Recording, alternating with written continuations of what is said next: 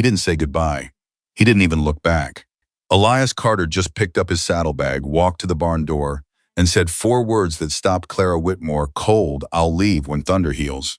Clara, who had learned long ago that the cruelest thing a person could do was make you believe they were staying, she smiled. Smile sharp as a skinning knife, and she said something back. Something she meant as a joke. Something that changed everything. If you're new here, subscribe, stay until the end, and drop your city in the comments. I want to see how far this story travels. The horse went down without warning. One moment, Thunder was moving steady along the ridge trail, his hooves finding purchase on the loose shale the way he always had, the way Elias Carter had trusted him to for 11 years. The next moment, the ground shifted. A shelf of rock crumbled from beneath Thunder's right foreleg. 60 feet of open air opened up on the left side of the trail like a mouth waiting to swallow them both. Elias felt the drop before he understood it. His body reacted before his mind. He threw his weight hard to the right, yanked the reins, and rolled sideways off the saddle as Thunder screamed, a sound Elias had never heard from the animal before. Not in battle, not in blizzard, not once in 11 years. He landed hard on the gravel edge of the trail. His shoulder took the impact. His hat flew. His palm bled where it skidded across the rock. He was up before the pain registered, scrambling back to Thunder, who had managed by some grace neither of them deserved to pull back from the drop. The horse stood trembling, right foreleg lifted off the ground, not touching it, the way a horse will do when the truth is already obvious, and only the humans are still hoping otherwise. Elias knelt in the gravel. He ran his hand down Thunder's leg slowly, deliberately, the way his father had shown him when he was 9 years old, pressing gently along the tendons, feeling for the swelling, checking the heat. He found it. He sat back on his heels and pressed his fist to his mouth and didn't say a word for almost a full minute. Documents he was carrying, sealed with the Cattle Association's stamp, due in Billings within 4 days, sat in the saddlebag behind him. They might as well have been on the moon. Thunder lowered his head and breathed hard and slow, and Elias put a hand on the horse's neck and said quietly, "I know, I know." He didn't say anything else. There was nothing else to say. He made the decision without deliberating. He didn't have the luxury of deliberating. There was no road back. The storm from 2 nights ago had taken care of that. Main trail down from the mountain pass was buried under a slide of mud and broken timber he had barely gotten through on the way up. Going back that direction with a lame horse in the dark was not a choice. It was a sentence. Ahead there was one option, a narrow side trail he'd noticed on the way up but ignored. Dropped away from the main ridge and curved south, disappearing into the valley between 2 steep hills. He had no idea where it led. His map, a government survey map, 2 years old, and already wrong about 3 things he'd checked, showed nothing down in that valley but blank space. Blank space, in Elias Carter's experience, meant one of 2 things. It meant nothing was there, or it meant something was there that nobody had bothered to write down yet. He made a halter from his spare rope, looped it carefully around Thunder's neck, and began walking. The horse followed slowly, limping but willing, the way Thunder had always been stubborn in the best possible sense, refusing to quit even when quitting would have been justified. Elias kept his hand on the rope and watched his footing and didn't let himself think about the documents or the deadline or the cattle dispute that 36 men's livelihoods depended on. Thought only about the next step, his and Thunder's, one at a time. He smelled the ranch before he saw it. Wood smoke first, then something underneath hay, horses, the particular dusty warmth of animals kept well.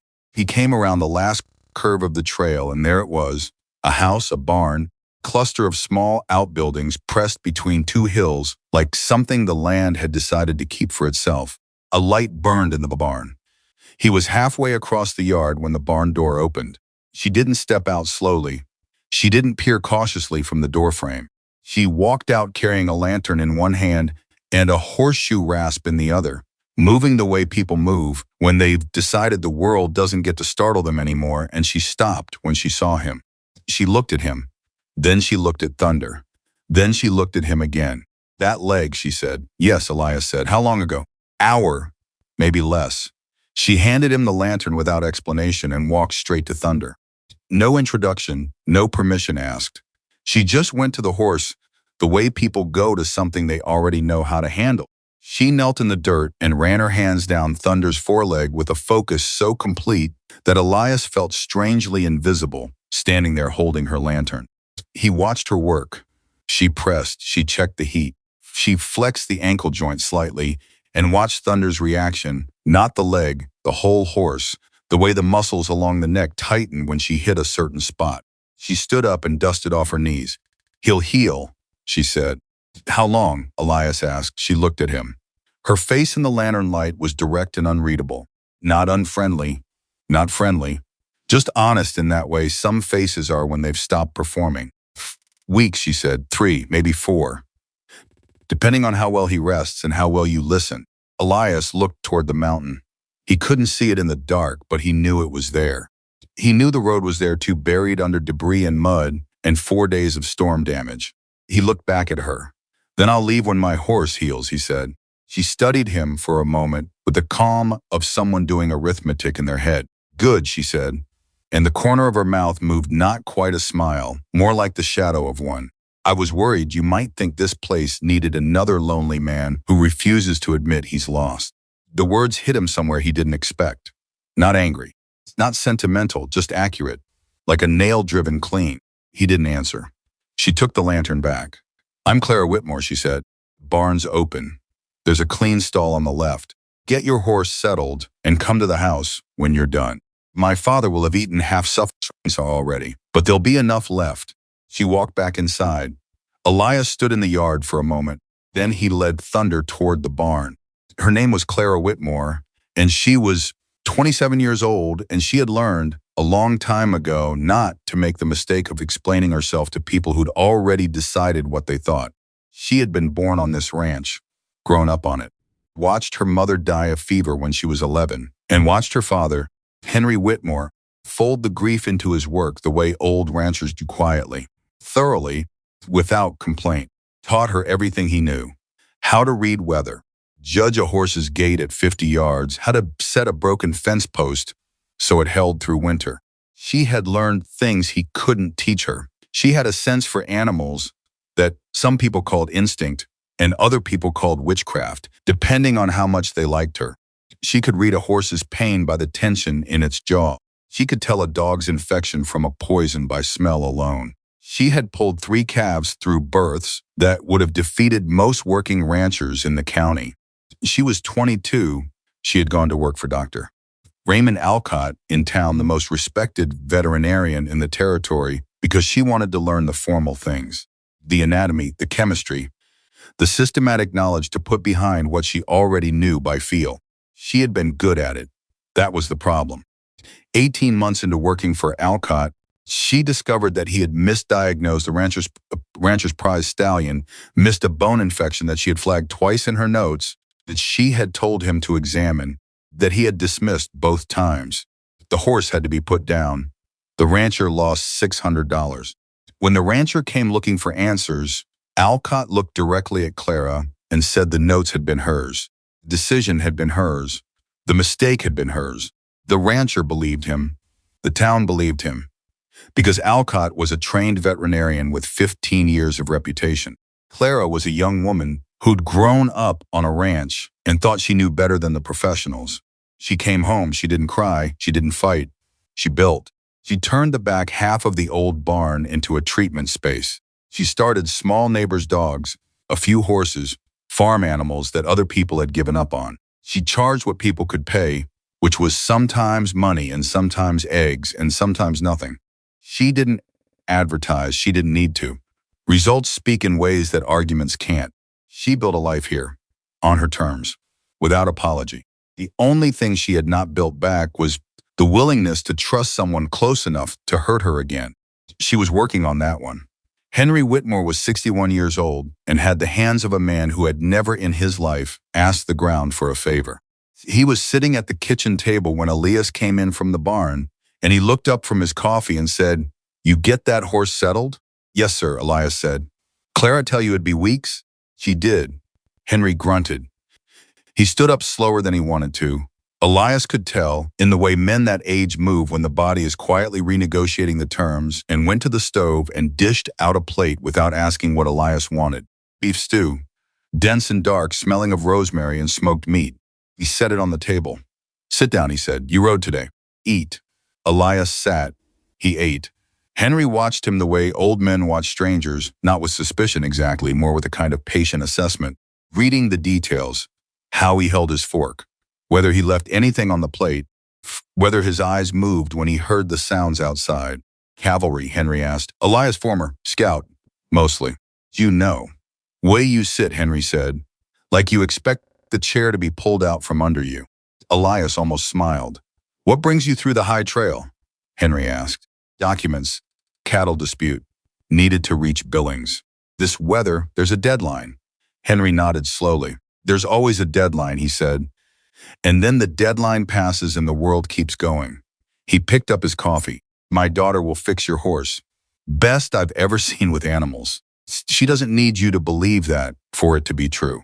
Elias heard something in the way he said it, a kind of careful emphasis, the kind fathers use when they are saying one thing and meaning several others.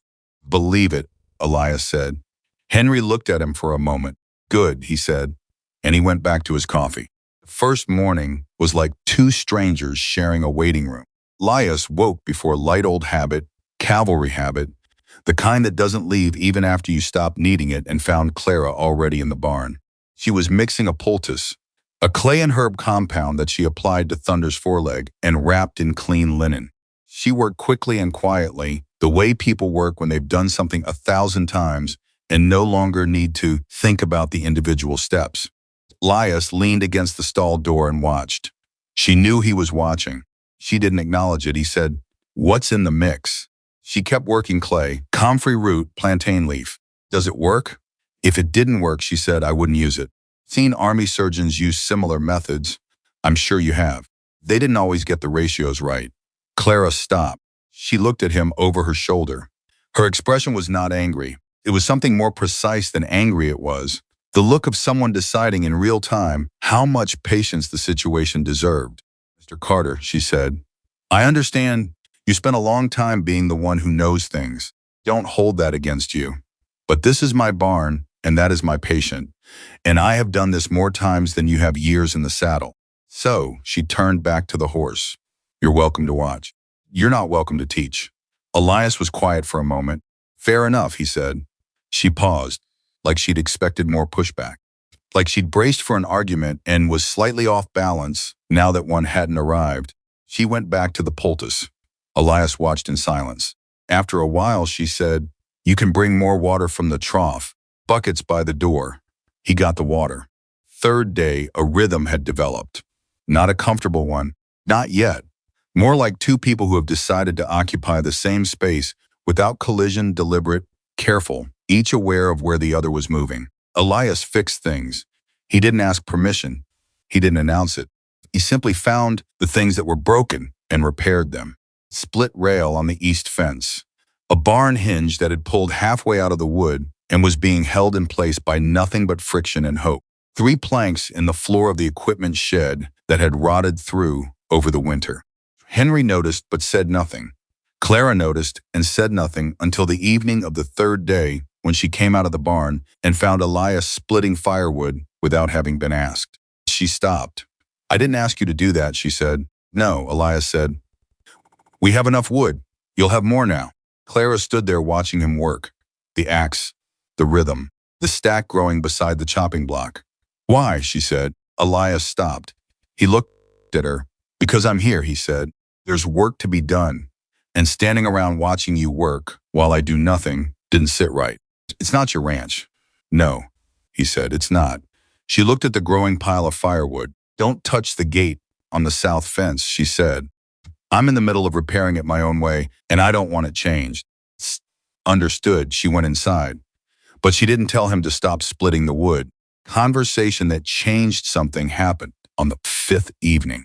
They were sitting on opposite sides of the porch. Henry had gone to bed early, his joints acting up in the cold, and the silence between them had become, without either of them deciding it, different kind of silence than it had been at the beginning. less guarded, more honest. Clara said, "How long were you with the cavalry?" 14 years. Why'd you leave?" Elias was quiet, turned his coffee cup in his hands. "There was a raid," he said. "Settlement, east of the territory. We got there too late. Argued for going sooner. I was overruled." He stopped. "That's the simplified version." Clara let the silence sit. She didn't rush to fill it, which he noticed. "And now you deliver documents," she said. "No judgment, just the fact." "Now I deliver documents," he said. "It's clean. You know what you're carrying. You know where it needs to go. There's no one to argue with." "There's no one to argue with," Clara repeated, very quietly, like she was testing the weight of each word. "Gets the job done," Elias said. "It does," she said. "Also means you never have to be wrong again, or overruled, or responsible for what happens after." He turned to look at her. She met his eyes, not combative, not apologetic. "I'm not saying that to wound you," she said. "Saying it because I know the feeling. Better than most." "You do," he said, more like an acknowledgement than a question. "I spent 3 years making every decision alone. Because alone meant nobody could question me," she said. "And then I spent another 2 realizing that I'd built something very clean and very empty." She looked out at the dark. "Clean and empty is a reasonable place to survive," she said. "It's not a very good place to live." Elias didn't answer. He kept listening, and she kept talking. For the first time in longer than either of them could measure, they were both actually talking to another person. Not performing, not defending, just talking. On the 7th day, Thunder took his first steps without holding the leg up. Clara watched from the stall doorway with her arms folded and her face steady, but Elias, who had been watching her for a week, by then caught it. The small release of breath, the way her jaw unclenched by a fraction. "That's ahead of where I expected," she said. "Because of your treatment," Elias said. She glanced at him. "Yes," she said, simply, without false modesty and without pride. "Alcott," Elias said. She went still. "Henry mentioned a name," Elias said, not apologetic about it, straightforward. "You don't have to tell me." "Alcott is a man who prefers a world where the only expertise that matters is the kind that comes with a printed certificate," Clara said. Her voice was level. "And I am a woman who didn't have one, and who was right, and who he made very certain would be the one remembered as having been wrong." She looked at Thunder. "He's still in town," she said. "He still tells people I'm reckless. Some still believe him." "Do you care?" Elias asked. She was quiet for a long moment. "I care," she said. "I just stopped letting caring about it stop me from working." Elias nodded. "That," he said, "is more discipline than most men I've known." Clara looked at him. He meant it. She could tell he meant it. She didn't quite know what to do with that. She went back to checking Thunder's rap. It was on the 9th day that Elias understood something he hadn't expected to understand. He was replacing the boards in the hayloft floor, a project nobody had asked him to do, project he'd taken on because the boards were rotting through and because working with his hands kept his mind from spinning when he heard Clara below him talking to Thunder. Not in the way people talk to animals to comfort them, not soft sounds and soothing nonsense. She was talking to the horse the way you talk to someone you trust. Complete sentences, real questions. "You scared him, you know," she said, "when you went down." I could see it on his face when he walked in. Been holding himself together for, I don't know, holding himself together, and then the thing he trusted most slipped, and he didn't know what to do with that. She paused, and Elias could hear her adjusting the wrap. "He's not a bad man," she said. "He's just a man who forgot how to need anything. The same way I did." Another pause. "Don't you dare tell him I said that." Elias stayed very still, up in the loft. After a while she said, "You're going to be fine, old boy." "So is he, probably." Elias sat down on the loft floor. He pressed his back against the beam and stared up at the underside of the roof. He had been carrying a particular version of himself off for a long time.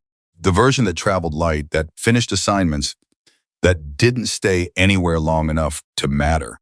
Version that called it discipline when it was really just fear.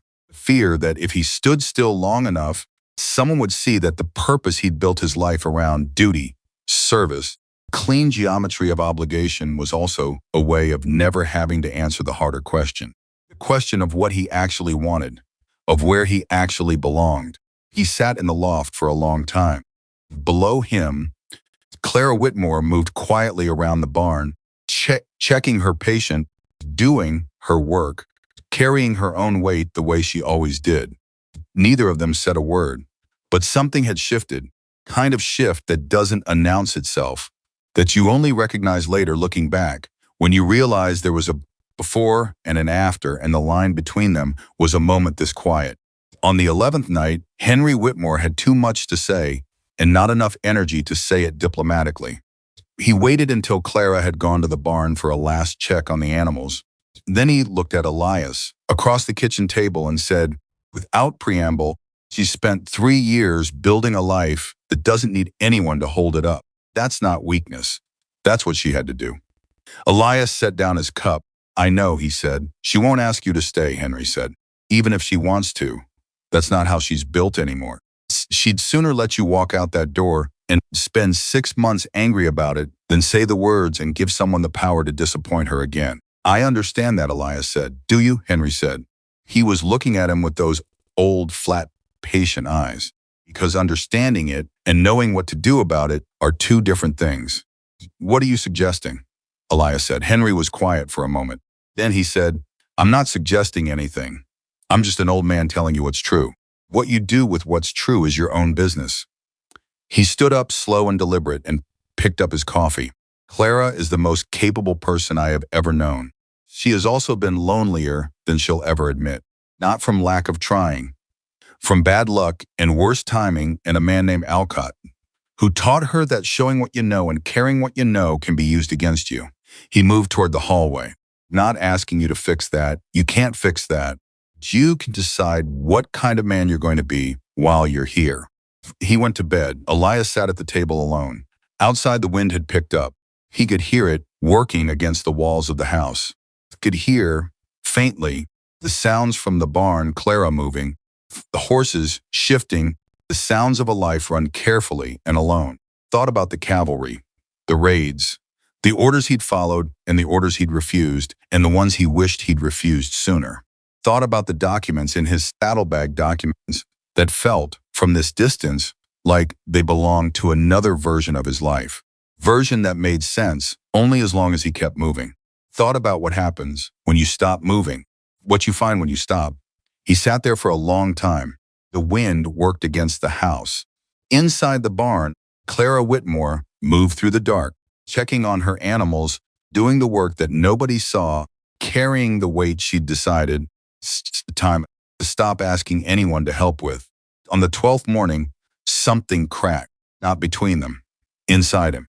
Elias was in the barn. He was always in the barn now, become the place where he started his days, brushing thunder down the way he had for 11 years, working in long, slow strokes from the shoulder to the flank. Clara came in carrying a fresh poultice and stopped just inside the door. She watched him with the horse for a moment. Then she said very quietly, he trusts you completely. He has for 11 years, Elias said. No, Clara said. I mean, yes, that's part of it. But it's more than that. She set the poultice down. The way he tracks you when you move. The way he exhales when you put your hand on his neck. That's not just familiarity. That's a horse that knows he's safe. Elias kept brushing. Thunder's always had good judgment. He has. She picked up the poultice and moved to the stall. Better than most people. She paused, working the wrapping loose. Better than you give yourself credit for. A horse knows who you really are, not who you're performing. Elias stopped. He looked at her. I'm not performing, he said. I know, she said. She looked back at him with something that was neither distance nor warmth, but something more complicated, honesty, stripped down to its bones, offered across 3 feet of barn floor without ceremony. That's what I mean. That's the problem. How is that a problem? She was quiet for a moment, working. Then she said, because it means I can't convince myself I'm wrong about you. She wrapped the leg. She checked the tension. She stood up and carried the old wrapping toward the door. She stopped beside him on the way out. She didn't look at him. That was more than I meant to say, she said. I'm glad you said it, he said. She left. He stood in the stall with thunder and the brush in his hand and the particular silence that follows when someone has told you a truth and you haven't yet figured out what to do with it. Thunder turned his head and looked at him. Don't, Elias said. The horse looked away. And that was how the first 2 weeks passed in the valley between the hills with 2 stubborn, careful, Damaged people slowly discovering that the walls they'd each built were load-bearing walls. Pulling one down might bring everything else with it, or it might not. That was the part neither of them could predict. That was the part that terrified them both. Thunder healed a little more each day. Every day that he healed, the clock on Elias Carter's convenient excuse ran a little further down. He knew it. Clara knew it. Somewhere in that knowledge, something fragile and necessary was beginning, very quietly, to grow. The fragile thing that had begun to grow between them did not grow easily. Nothing worth keeping ever does. The morning after Clara said, more than she meant to, the morning after she walked out of the barn, without looking back, she came in 2 hours earlier than usual and was already elbow-deep in reorganizing the medicine shelf when Elias arrived. She didn't acknowledge him. She moved jars and bottles and cloth-wrapped bundles with such focused efficiency that a lesser man would have read the room and retreated. Elias was not a lesser man, but he was a careful one. He went to Thunder's stall, checked the leg himself slowly, the way she'd shown him, pressing along the tendon line, watching the horse's neck for tension. Noted the swelling had gone down another measure overnight. He refilled the water bucket. He cleaned the stall floor. Did all of this without commentary and without looking in her direction. She noticed. She always noticed. After 20 minutes of silence that had gone from pointed to something more complicated, she said, without turning around, "You missed a spot on the north wall of the stall. There's manure behind the post." "I'll get it," he said. Another 10 minutes passed. Then she said, still with her back to him, "You checked the leg right. Pressure point on the inside of the tendon sheath. You remembered. You showed me once," he said. "Most people need to be shown 3 times. He didn't answer. But he heard it for what it was, not a compliment exactly. Something more like an involuntary admission. The kind that slips out before you've made the conscious decision to let it. She went back to her shelf. He went back to the stall. And that was how they reached a new arrangement, without either of them naming it something 1 degree warmer than the week before. And both of them pretending they hadn't noticed the shift. Lasted exactly 4 days before something broke it open. The breaking thing arrived on a Tuesday afternoon, on 4 legs, with a rancher named Doyle Marsh leading it by a rope and looking like a man who had already decided who was to blame for his problems.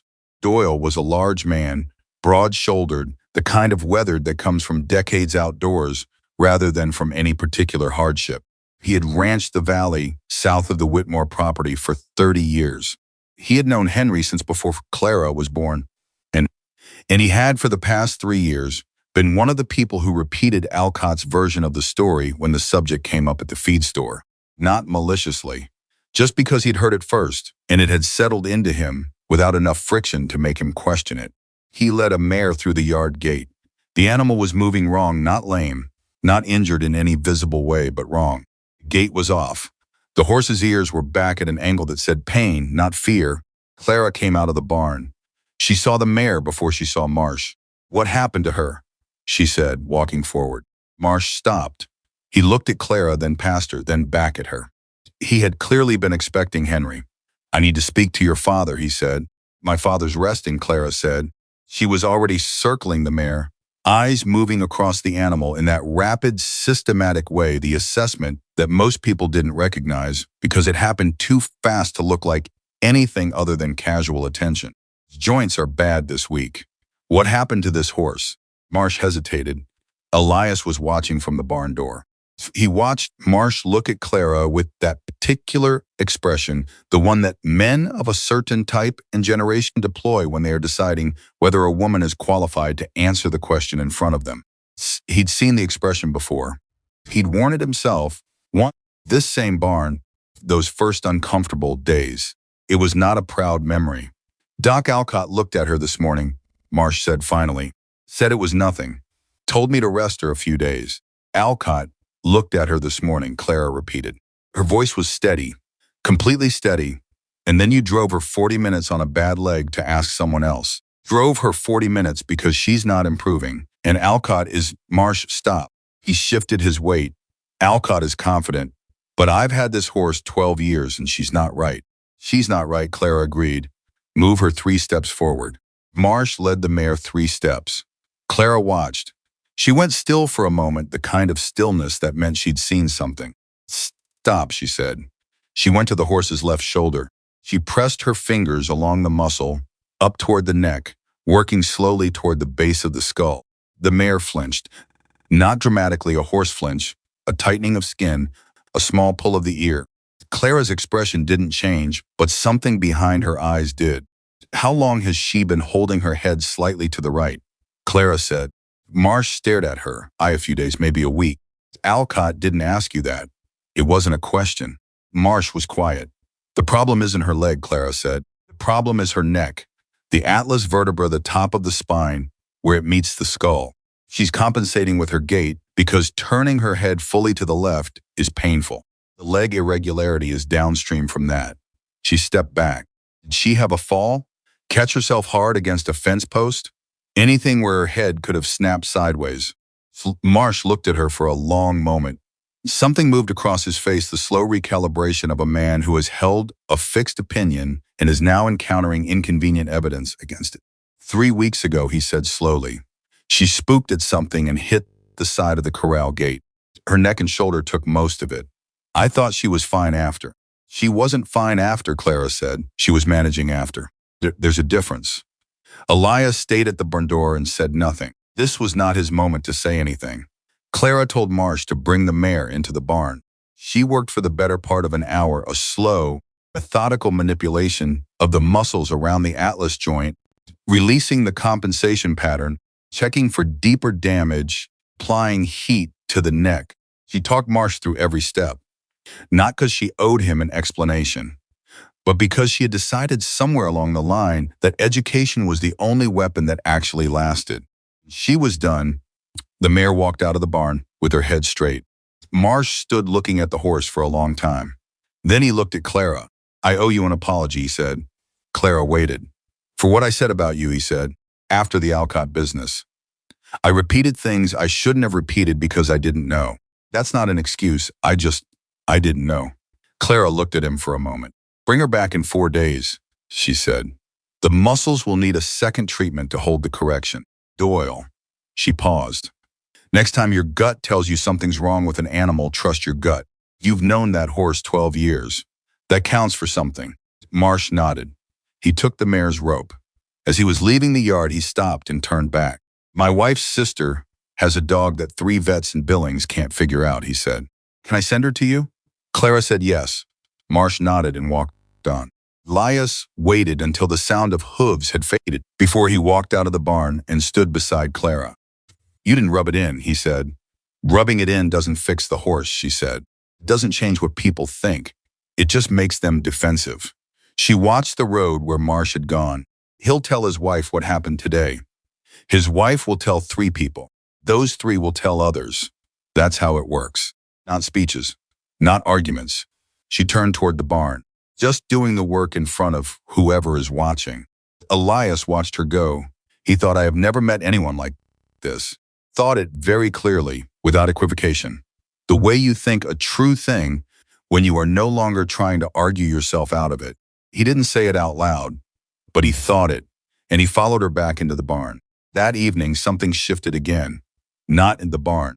The kitchen table after supper, when Henry had excused himself early and left them sitting across from each other with coffee going cold between them. Clara said, Can I ask you something direct? Yes, Elias said. What are you running from? He looked at her. I'm not running, he said. Delivered documents, it's a job. It's a job you took after 14 years of cavalry work, after a raid you couldn't prevent, after arguing against orders that turned out to be catastrophically wrong. Her eyes were steady. You didn't leave the cavalry because you wanted to deliver documents.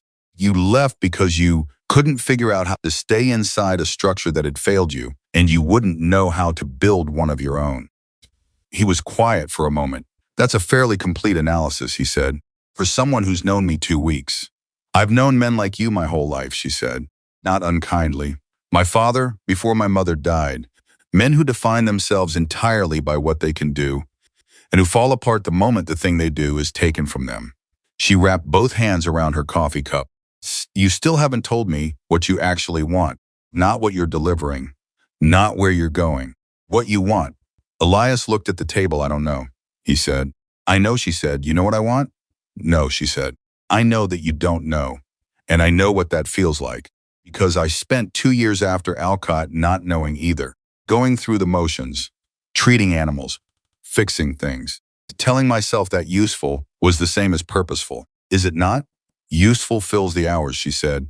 Purposeful fills something else. She met his eyes.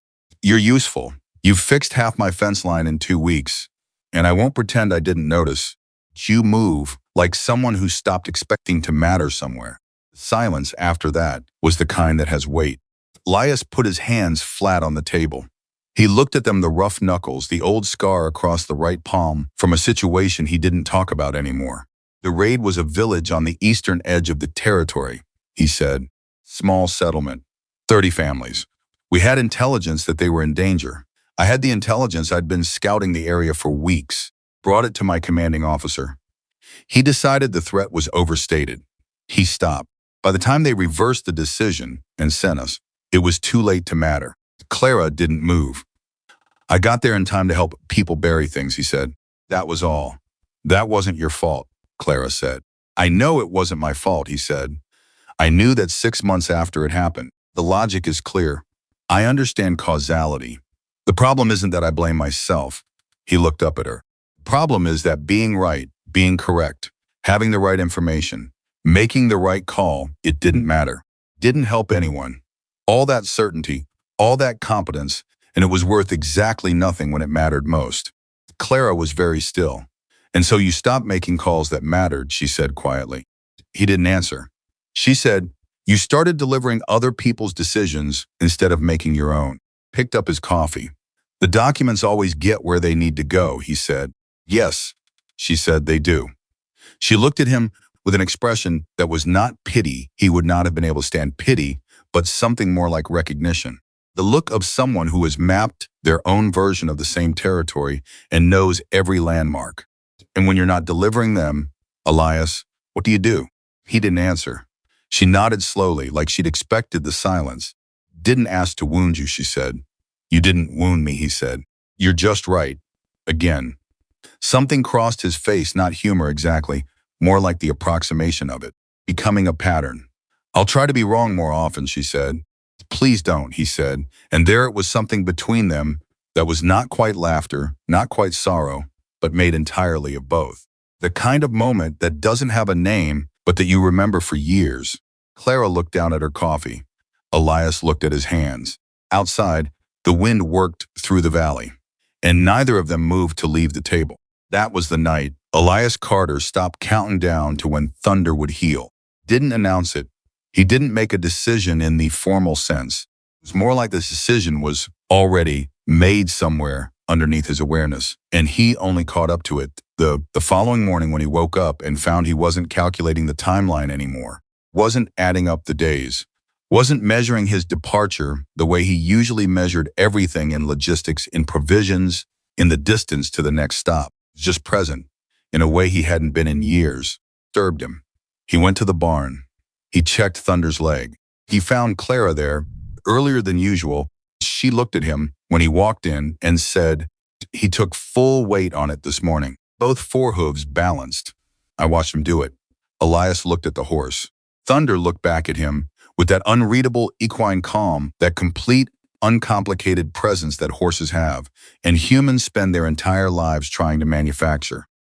How much longer, Elias said. Another week of careful movement, Clara said. Then he can carry weight again. Elias nodded.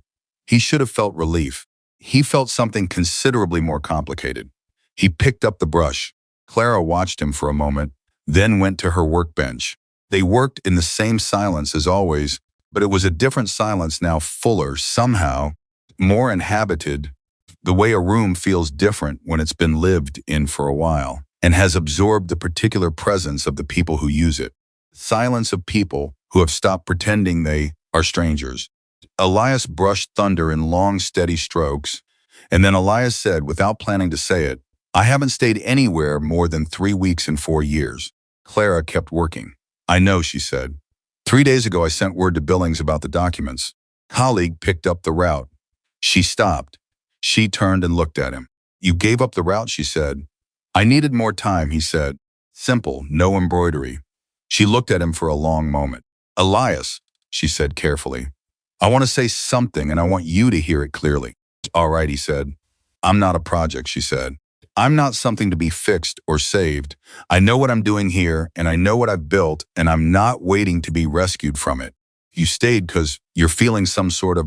I stayed because I didn't want to leave, he said. Flat, direct, the way he said everything when he was being honest. That's it, he said. There's no rescue involved. You don't need rescuing.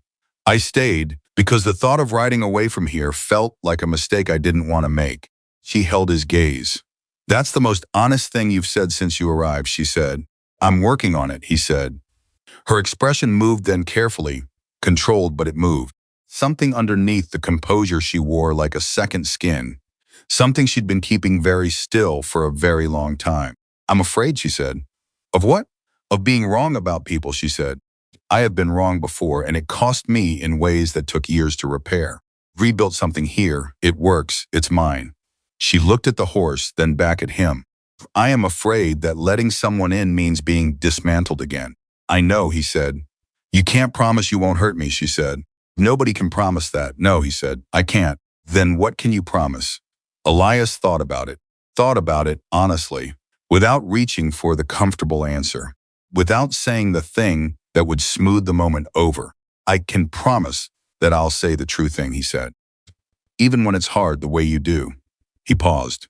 I can promise that if I'm wrong, I'll say so. I can promise that I won't leave without telling you why. No disappearing, no clean exits. Clara was quiet. That's a modest list, she said. It's a list I can actually keep, he said. Something passed through her face. Something that might have been in someone less guarded, the beginning of relief. Modest and reliable beats, grand and hollow, she said. Found that to be true, he said. They looked at each other. Thunder shifted in the stall. Clara turned back to her workbench. There are 3 more fence posts that need replacing on the west side, she said. Get to them after the stalls, he said. And the roof on the equipment shed is questionable in the northwest corner. I saw it, he said. I'll need different nails. Do you have them, or do I need to go to town? Check the second box in the supply room, she said, behind the oil cans. All right? And just like that in the language of fence posts and supply rooms and second-hand nails, something was decided. Not with a declaration, not with a formal reckoning, but in the way that real things between real people are usually decided, which is quietly, practically, middle of ordinary work. Elias went to fix the fence posts. Clara went back to her medicines. Henry Whitmore, who had been standing in the barn doorway for the last 4 minutes, without either of them noticing, turned quietly and walked back to the house, sat down at the kitchen table. He picked up his coffee. He said nothing to no one. But he looked, for the first time in a long time, like a man who had stopped worrying about something. That was the 16th day. On the 17th, everything almost came apart. Came in through town, the way trouble usually does in a small community, not all at once, but in pieces, carried by different people in different conversations, assembling itself into something dangerous before anyone recognized the shape. Elias had gone into town for the nails and a few other supplies that the ranch needed. He went alone, which was unusual. He'd been staying close to the property, but Clara was in the middle of a difficult treatment and Henry's knees were bad. Took Thunder at a slow walk, the horse's leg holding up beautifully on flat ground. And he found what he needed at the feed and hardware store without incident. The incident happened at the door on the way out. There was a man there, well-dressed for a frontier town, a coat that said professional rather than working, and eyes that had the particular sharpness of someone who has learned to assess threats quickly. He looked at Elias with recognition that Elias didn't share. Staying at the Whitmore place, the man said. Not a question. Elias looked at him. I am Raymond Alcott, the man said. He extended his hand with the automatic authority of someone who has always expected handshakes to be returned. Elias shook it because he needed to know what he was dealing with. Clara treating your horse, Alcott said. She is, Elias said.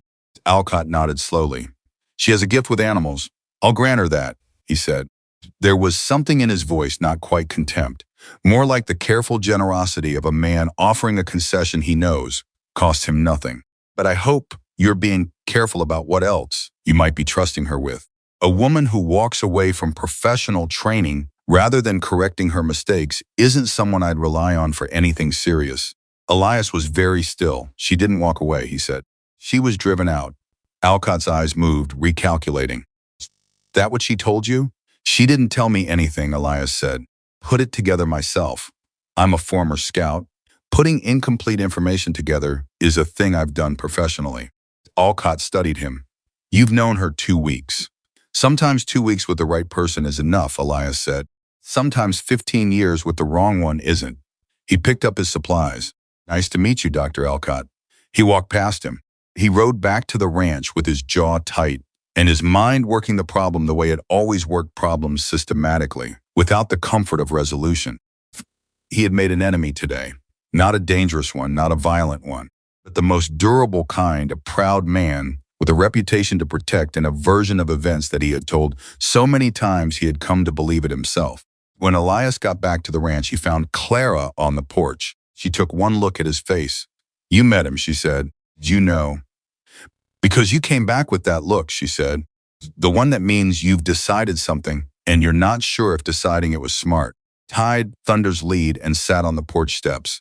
Told her what Alcott said. Exactly what Alcott said. Word for word. The way a good scout reports intelligence without editorializing, without softening. Clara listened. She didn't flinch. She didn't get angry, or at least she didn't perform anger. She went very still in that particular way of hers that meant she was deciding what was true and what to do about it. Scared, she said finally. Of what, Elias said. Exactly what happened this week with Doyle Marsh, she said. The word gets out. People start coming here first instead of going to him. Everything he told everyone about me turns out to be backward. She looked at her hands. He's not a wicked man, Elias. He's just a coward. There's a difference. A coward who cost you 3 years of your reputation, Elias said. Yes, she said, and I'm still here. He didn't cost me what actually mattered. She looked up. What did you say to him? Elias told her. Something crossed her face. Something quick and complicated and bright. You told him that, she said. Did, in so many words. More or less, she was quiet. That was, she started. Probably not particularly smart, he said. No, she said. But it was right. She looked at him steadily.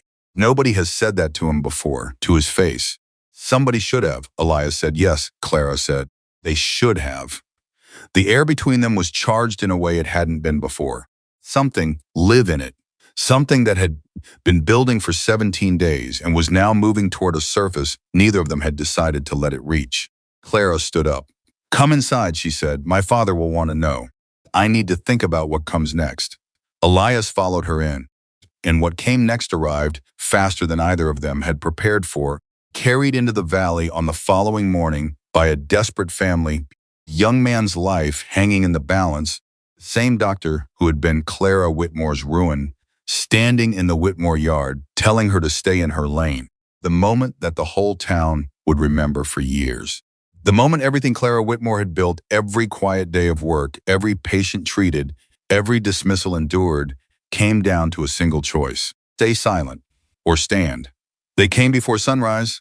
Elias heard them first hoofbeats, more than one horse, moving fast and without the rhythm of people who were going somewhere ordinary. He was already awake, already dressed, sitting at the kitchen table with cold coffee and thoughts he hadn't finished sorting through from the night before. He heard the horses, and he was at the door before the knock landed. A woman, mid-30s, dark hair loose, coat thrown on over a nightgown. Behind her, a man holding a lantern and another leading 2 horses.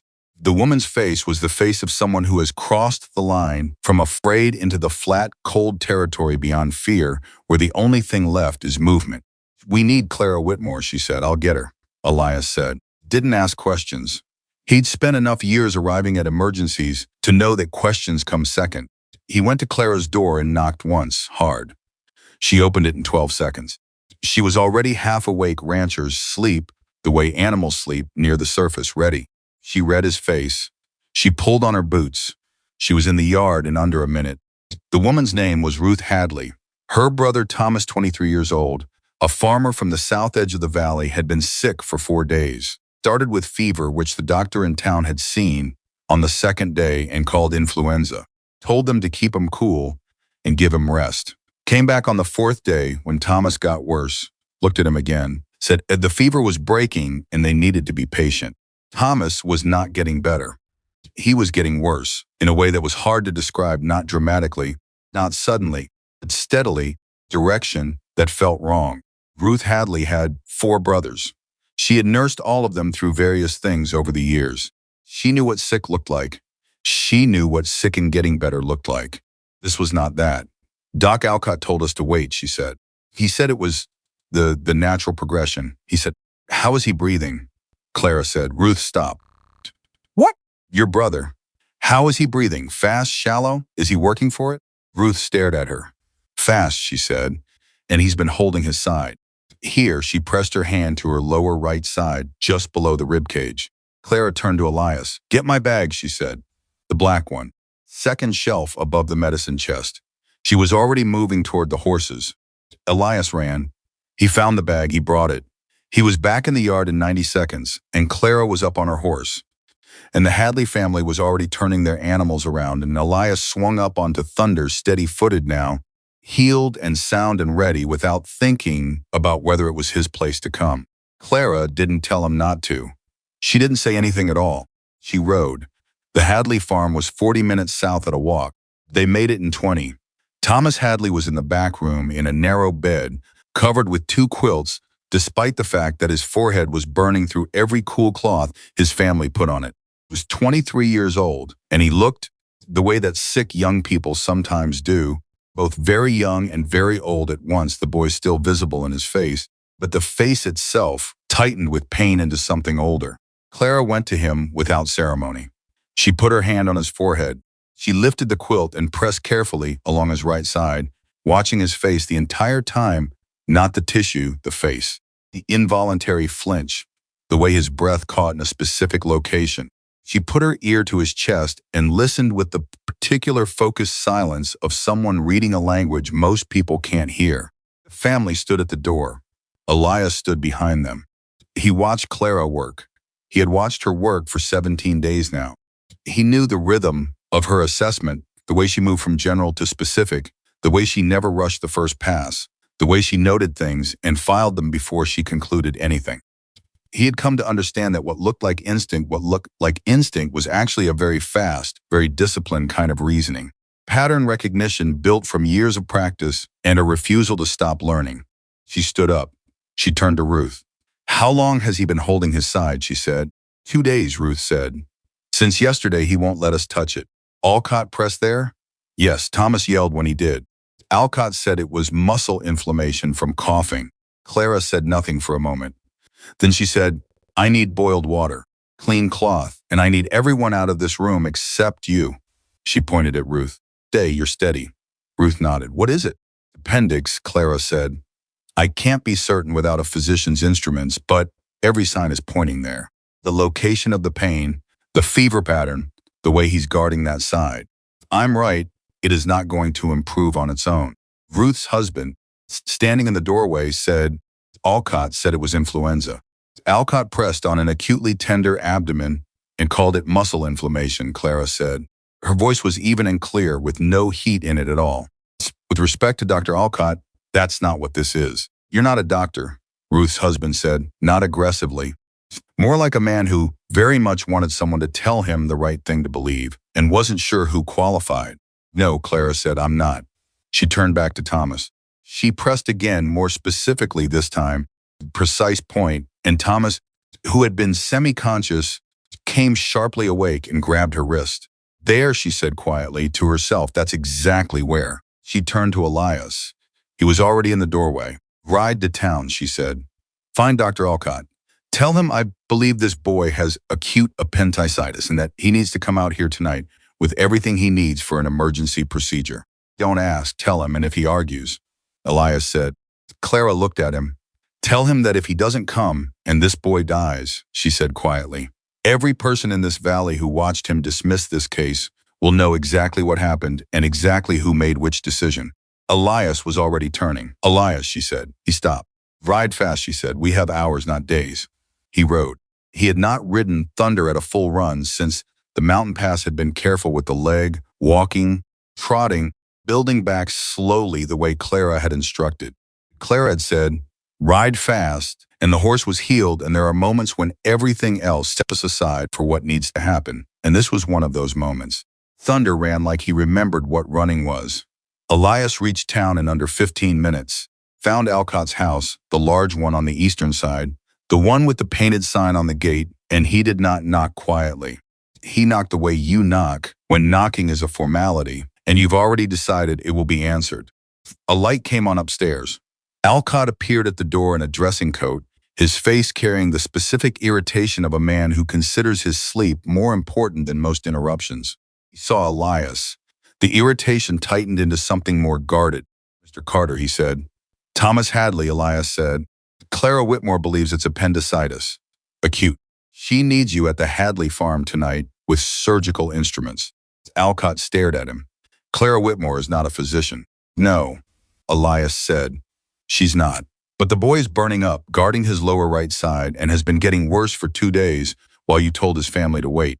You can debate Clara's credentials, or you can come see the patient. Strongly recommend the second option. I examined that boy yesterday. Alcott said, now there was something defensive in it, stiffening behind the eyes. It was consistent with influenza and McBurney's point, Elias said. Alcott blinked. She pressed McBurney's point, Elias said, and he came up out of a fever to grab her wrist. So he looked at Alcott steadily. I'm not a doctor either, but I've spent 15 years reading situations quickly and deciding what's real and what's a man protecting his position. You're smart enough to know which one this is. Alcott was very still. Something moved through his face, complicated, fast, the private arithmetic of a proud man measuring how much he could afford to be wrong against how much he could not afford a boy to die. Give me 10 minutes, Alcott said. You have 5, Elias said. Alcott got his bag. They rode back together. They did not speak for most of the ride. Silence between them was not companionable. It was the silence of 2 men who understood each other precisely and had no interest in pretending otherwise. Halfway back, Alcott said, how long have you been at the Whitmore Ranch? 17 days, Elias said. She's capable, Alcott said carefully. The word chosen with precision. The concession of a man who has decided exactly how much to give. She is, Elias said. She makes diagnostic leaps, Alcott said. Intuitive ones. It's not always reliable. She showed her reasoning to the patient's family before she sent for you, Elias said. Every step she wasn't guessing. She was inferring from specific signs. He paused. The difference between a guess and an inference is whether you can show your work. She can. Alcott rode in silence. I may have been hasty, he said finally, in my assessment yesterday. You may have, Elias said. Silence. That's all I'll say on the matter, Alcott said. That's all I asked you to say, Elias said. They rode on. When they arrived at the Hadley farm, Clara was in the back room with Ruth and a basin of water and cloths she'd been using to manage Thomas's fever. She looked up. When Alcott came through the door, her expression did something controlled and deliberate. She set aside everything personal, everything layered, everything that had happened between them over 3 years, and she put the patient in front of all of it. Here, she said. She pointed to the specific location on Thomas's right side. Press there, not hard. Watch his response. Alcott pressed. Thomas cried out. Alcott straightened. In the silence that followed, something passed through Alcott's face. Elias, watching from the doorway, recognized it because he had felt it himself once, different context, after a raid he'd been too late to prevent. Specific private recognition that someone else had been right and you had not been. Doesn't feel the same as being wrong about an abstract thing.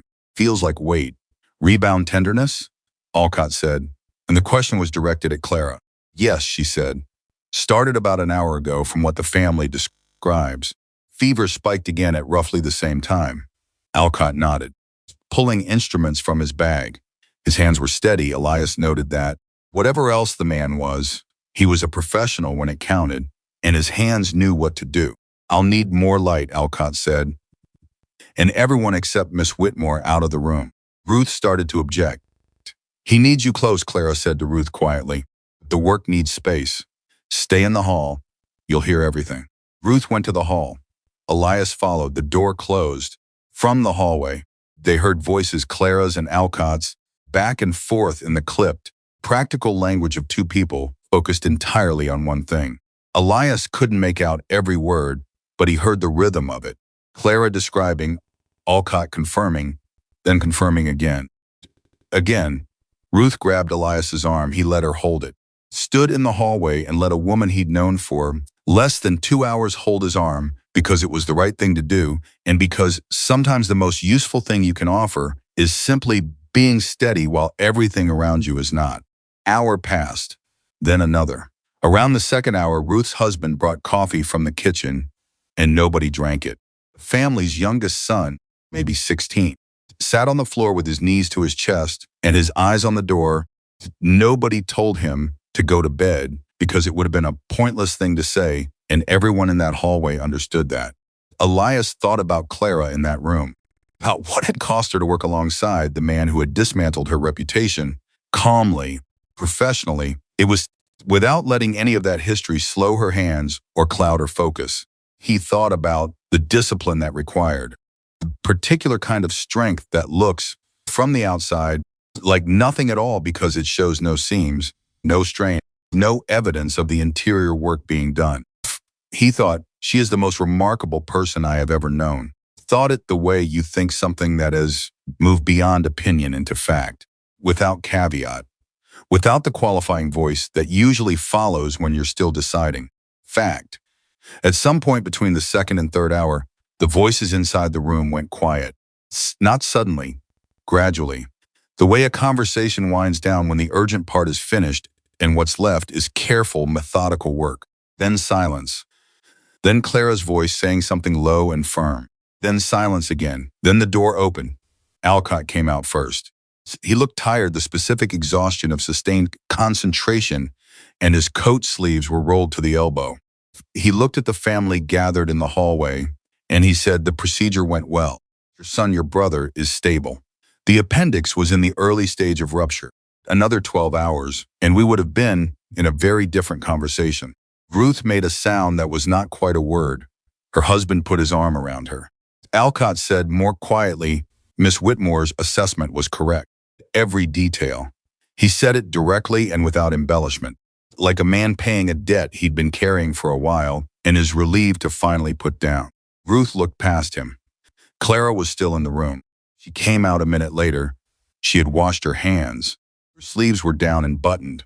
She looked at Ruth and said, "He's sleeping. Real sleep, his body pulling itself back from the edge. Sit with him. Talk to him if you want. He'll hear you better than you think." Ruth grabbed her, not gently, both arms full force, the kind of embrace that communicates what words aren't built for. Clara stood very still for a moment. Then she put her arms around Ruth and held on. Elias turned away, not from discomfort, from the feeling that some moments are private even when they happen in front of witnesses, and that looking directly at them is a kind of intrusion. He walked to the kitchen. He sat down at the table. He put his hands flat on the wood the way he'd done at Clara's kitchen table nights ago, when she'd said things that took him apart and reassembled him in an order that made more sense. Alcott came into the kitchen. He sat across from Elias. Neither man spoke for a moment. Then Alcott said, 3 years ago, I made a decision that I told myself was about professional standards. He looked at the table. It wasn't. It was about a young woman being right about something I'd missed and me not being able to accommodate that in the story I had about myself. He was quiet. Told myself a cleaner version of that story for 3 years. Tonight was, he stopped. Elias waited. Tonight was the correct version, Alcott said. Elias looked at him.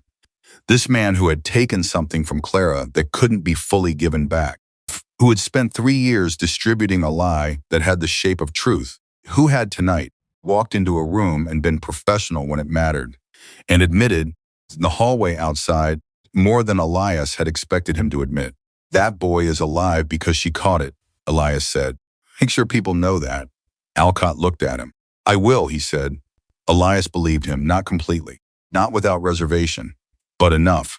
Clara appeared in the kitchen doorway. She looked at both of them sitting at the table. Something crossed her face reading the room, the way she always read rooms, taking in the information and deciding what it meant. She sat down. She reached across the table and picked up one of the cold cups of coffee and drank it without complaint. Alcott looked at her. Clara, he said. She looked back at him. I owe you a great deal more than this conversation, he said. But I want to begin here. Clara was very still. I didn't correct you when I should have, he said. When you flagged the Baron Stallion the second time, I should have investigated. Instead, I know what you did, Clara said. Yes, you do. He put his hands on the table. I'm going to correct the record. Town. With the people who need to hear it. Clara looked at him for a long moment. Raymond, she said. And the use of his first name made something in the room change, made it smaller, more human, less about the history between them, and more about two people sitting at a kitchen table at 3 a.m. after a long night. What I want is for that to be true tomorrow and next week and next month. Not just tonight, when you're tired and relieved and feeling the weight of it. I know, he said. Do you? She said. Not hard, real. I'm going to try, he said. Clara nodded. Then we'll see, she said. It was not forgiveness. Elias understood that. Forgiveness is a different kind of conversation, and it happens in its own time, on its own terms, and it cannot be rushed or performed. What Clara offered Alcott that morning was something smaller and more practical than forgiveness, the possibility of a different future, contingent on behavior she had not yet observed. It was the most honest thing she could offer, and she offered it. Outside, the sky was beginning to change, that slow, barely perceptible shift from the deepest part of night toward the first suggestion of morning, not light yet, just the absence of the darkest dark. Alcott left to check on Thomas one more time before riding back to town. Elias and Clara sat alone in the kitchen. The coffee was cold. Neither of them moved to fix it. Clara looked at the table. You got him here, she said. You told me to ride fast, he said. You also told him things he needed to hear, she said. I know the way you talk. I've been listening to it for 3 weeks. She looked up. You didn't just deliver a message. You argued the case. Someone had to, Elias said. Nobody has before tonight, she said. He looked at her. She looked back at him. And here is what didn't happen. Nothing dramatic. No sudden declaration, no moment constructed for effect. What happened was smaller than that and more permanent. Clara reached across the table. She put her hand over his, not clutching, not desperate, just there. The way you put your hand on something to say, I see you. I'm here, this is real. Elias turned his hand over. He held hers. They sat like that, in the changing dark, in a kitchen that belonged to strangers, with the sounds of a sleeping family around them, and a young man breathing easier in the next room because of the woman across the table. Neither of them spoke, neither needed to. What had been too careful, damaged people circling at a distance for 3 weeks had become, somewhere in the hours of that long night, something else. Something that had a center. Something that held. They rode back to the Whitmore ranch as the sun came up, not fast, not urgent. The emergency was behind them, and the day ahead was ordinary, and that ordinariness felt, for the first time in a long time, like something neither of them wanted to outrun. Henry was on the porch when they arrived. He looked at their faces. He asked one question, Boy alive? Yes, Clara said. Henry nodded. He went inside. A minute later, he came out with 2 cups of hot coffee. He handed one to each of them. He went back inside without ceremony. Clara stood in the yard with her coffee and looked at the barn, the valley, at the hills that held this small piece of ground between them like cupped hands. This is what it's for, she said quietly. Not to Elias particularly, more to herself, to the morning. What is? He said. All of it, she said. The years of work, the being dismissed, rebuilding. She looked down at her cup. It's for a night like last night. For being in the room when the room needs you. She said it without drama, without looking for a response. But Elias heard it for what it was, a person articulating her purpose, the real one, the one underneath all the practical daily living of it. He thought about what his own purpose had been, what it had become, what it might still be. He thought about the cavalry, documents, the clean, responsible emptiness of a life organized entirely around other people's decisions. Thought about this valley, this barn, this woman standing 3 feet from him with cold morning air in her hair and coffee she'd earned. He didn't say anything, but something in him moved. something that had been standing very still for a very long time. Behind them, in the barn, Thunder was already awake. Elias could hear him, that particular soft sound a horse makes in the morning, somewhere between breath and greeting. The sound of an animal that is healed, that is whole, that has no reason anymore to be kept in one place. That sound would come to mean something very different in the days ahead, because the horse was healed, and Elias Carter had no more excuses. Clara Whitmore was about to discover that the thing she'd been most afraid of was not a person leaving. It was herself finally, after all this time, choosing to want someone to stay.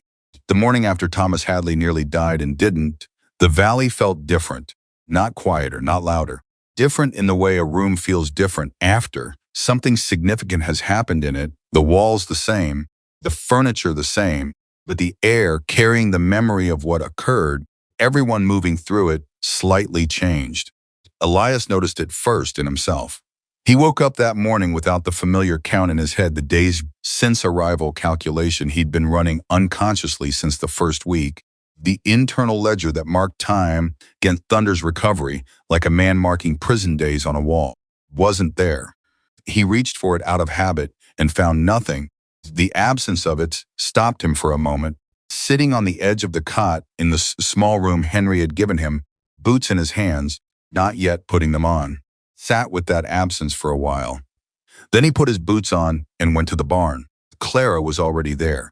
She had been there since before light, he could tell by the amount of work already done, the stalls clean, the feed distributed, Thunder's leg checked and rewrapped with the clean linen she changed every morning without fail. She was at her workbench when he came in, writing in the journal she kept. She wrote in it every morning observations, treatments, outcomes, the careful record of a person who had learned the hard way that memory is not enough and that documentation is its own form of defense. She didn't look up when he came in, but she said he put full weight on it again this morning. Both forehooves, all four legs balanced. No hesitation. Elias went to Thunder's stall. The horse turned and looked at him with those dark, bottomless eyes.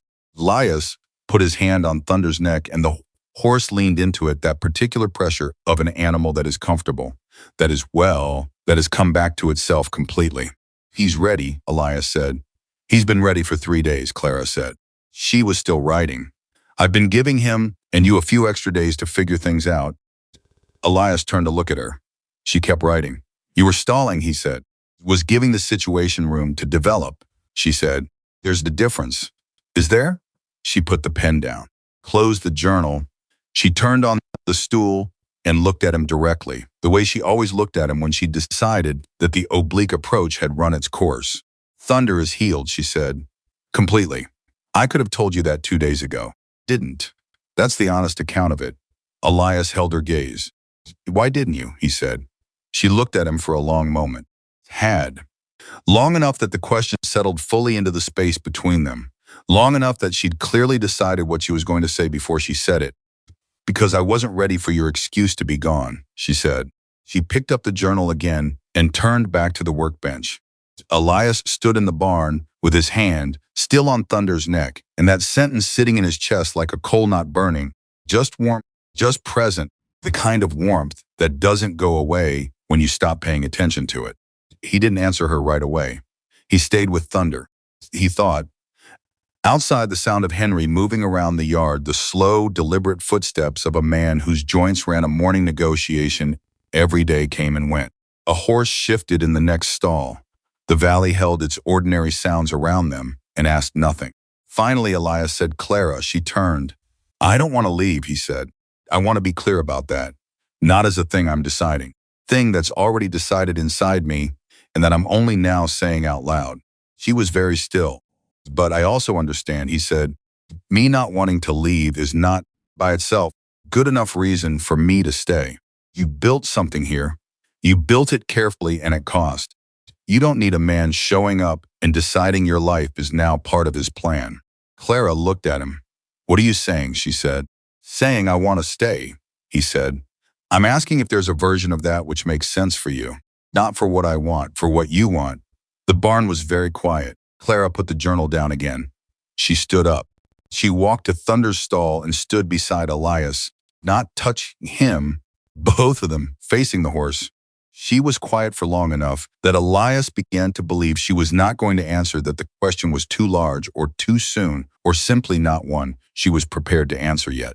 Then she said, "I want you to stay." Simple, level. The way she said everything true. "I've wanted you to stay for a week," she said. "Arguing myself out of it for a week because I am very good at arguing myself out of things that scare me." She reached out and touched Thunder's jaw, a light, habitual gesture. "But I'm tired of being good at that." Elias exhaled. He hadn't known he was holding his breath until he let it go. "All right," he said. "All right," she said. Neither of them moved. Neither reached for the other.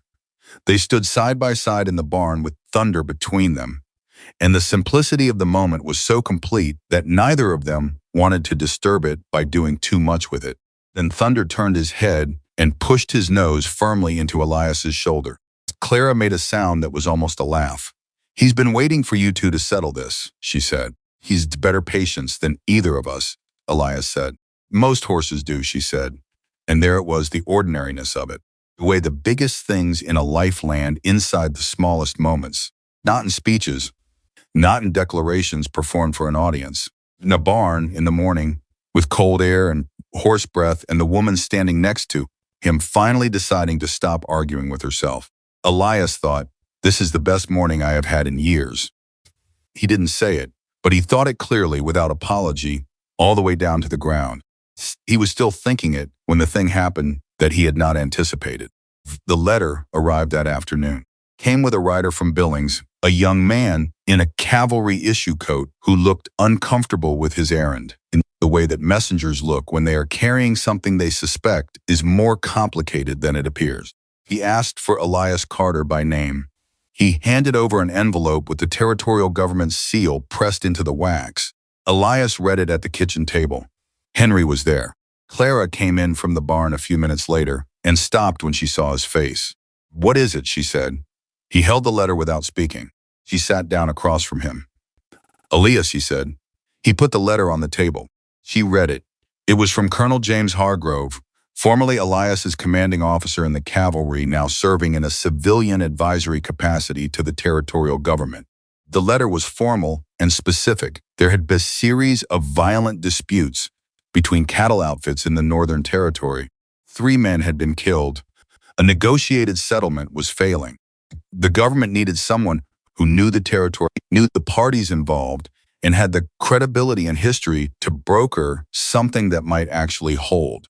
They wanted Elias, not to deliver documents, not to carry messages between other people's decisions, to go himself, sit at the table, use everything he knew and everything he was, try to prevent more men from dying.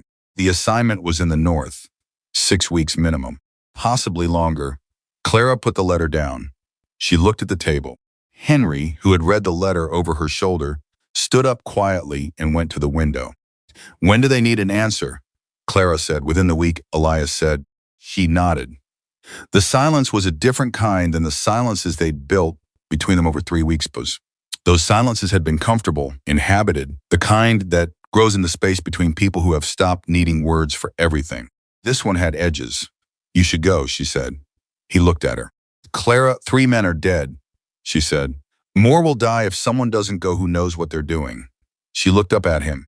"You know what you're doing. That's not in question." "Just told you I wanted to stay," he said. "I know what you told me," she said. "I believe you. That's not the same as telling you to refuse this." Henry turned from the window. He looked at Elias. He didn't say anything. He didn't need to. Elias looked at Clara.